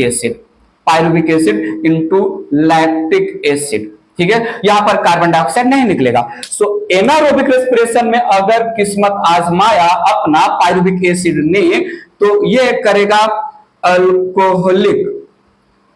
alcoholic fermentation में जा सकता है पायरुविक एसिड, या ये लैक्टिक एसिड फर्मेंटेशन में जा सकता है पायरुविक एसिड। सो पायरुविक एसिड की किस्मत में क्या है, ऑक्सीजन के प्रेजेंस में स्टोरी अपनी आगे बढ़ाएगा या ऑक्सीजन के एब्सेंस में अपनी कहानी आगे बढ़ाएगा, वो डिसाइड करेगा कि रेस्पिरेशन कैसा होगा। ऑक्सीजन के प्रेजेंस में क्रेब्स साइकिल परफॉर्म करेगा, पायरुविक एसिड उसमें पार्टिसिपेट करेगा और कंप्लीट ब्रेक हो जाएगा। यहां पर हमें मिलेगा जो है 36 to 38 एटीपी, कंडीशन डिपेंड। यहां पर हमें केवल और केवल 2 एटीपी मिलेगा, ये हम पहले भी बता चुके हैं डिफरेंस बिटवीन एरोबिक और एनारोबिक में। यहां पर भी हमें केवल 2 ही एटीपी मिलेगा, ठीक है। तो एरोबिक रेस्पिरेशन ऑक्सीजन के प्रेजेंस में पायरुविक एसिड गया तो जो है कंप्लीट ब्रेकिंग होगा। यहां पर अल्कोहलिक फर्मेंटेशन में अगर पायरुविक एसिड गया ऑक्सीजन के एब्सेंस में, तो जो है पार्शियल ब्रेकिंग होगा। और यहां पर केवल रिडक्शन, यहां पर भी पार्शियल ब्रेकिंग या सिंपल रिडक्शन ही बोलेंगे। अब यहां से डिटेल स्टोरी चालू होगा। तो इस वीडियो लेक्चर में हमने ग्लाइकोलिसिस और fate of the pyruvic acid बताया। ग्लाइकोलिसिस में याद रखिएगा 2 एटीपी यूज होता है, 4 एटीपी सबस्ट्रेट लेवल पर बनता है, 2 मॉलिक्यूल ऑफ NADH2 भी बनता है, ठीक है। एनोलेज और अल्डोलेज, पूरा स्टोरी याद रखिएगा, मैं फिर से बता रहा हूं। कहीं ना कहीं जो है जब एटीपी, आगे आने वाले वीडियो लेक्चर में हम एटीपी काउंटिंग करवाएंगे, एनर्जी काउंटिंग होगी कि कहां जो है कैसे कैसे हर एक प्रोसेस में, हर एक स्टेप में एनर्जी एटीपी के फॉर्म में काउंट करवाएंगे हम। मैं जो है ग्लाइकोलिसिस को स्टार्टिंग से बोल के आपसे एटीपी का काउंटिंग करा सकता हूं, या मैं ग्लाइकोलिसिस के किसी एक सबस्ट्रेट से मैं बोलूंगा कि ग्लाइकोलिसिस 1,3 डाईपीजीए या बाईपीजीए से चालू हो रहा है, बताइए अब कितना एटीपी बनेगा। मैं बोलूंगा जो है ग्लाइकोलिसिस स्टार्ट, समझिए स्टार्ट हुआ है 2 से और कंप्लीट ऑक्सीजन के प्रेजेंस में जो है ब्रेक डाउन हुआ, तो कितना एटीपी, कोई भी आर्टिफिशियल क्वेश्चन मैं पूछ सकता हूं, हम आपको जो है अच्छे से समझाएंगे। वेल, इस वीडियो लेक्चर में इतनी ही बात करना चाहूंगा। So types of respiration based on substrate, based on presence and absence of oxygen, उसके बाद कॉमन यूनिवर्सल प्रोसेस जो कि एक स्ट्रेट प्रोसेस है, partial oxidation, partial breakdown of glucose या hexose sugar into 2 molecule of pyruvate. Enzyme का नाम, enzyme जो है most of the enzyme magnesium dependent होते हैं कोफैक्टर के नाम पर, ठीक है, 3 स्टेप इरिवर्सिबल है, याद रखिएगा, बहुत ज्यादा पूछते हैं। ठीक है, और पायरुविक एसिड जो एंड प्रोडक्ट है ग्लाइकोलिसिस का, अब वो आगे कैसे ट्रीटमेंट किया जाएगा उसके साथ, कैसा जो है किस्मत है, फेट क्या है, 3 अलग अलग स्टोरी में वो पार्टिसिपेट कर सकता है। नेक्स्ट वीडियो लेक्चर में मैं पायरुविक एसिड का क्रेब्स साइकिल के थ्रू कंप्लीट ऑक्सीडेशन बात रखूंगा। ठीक है, इस वीडियो लेक्चर में इतना ही। फिलहाल के लिए कोई भी छोटा मोटा रीजनेबल लॉजिकल डाउट हो कमेंट बॉक्स में कमेंट करना मत भूलिएगा, पूछना मत भूलिएगा। अभी के लिए bye bye, take care, thank you so much.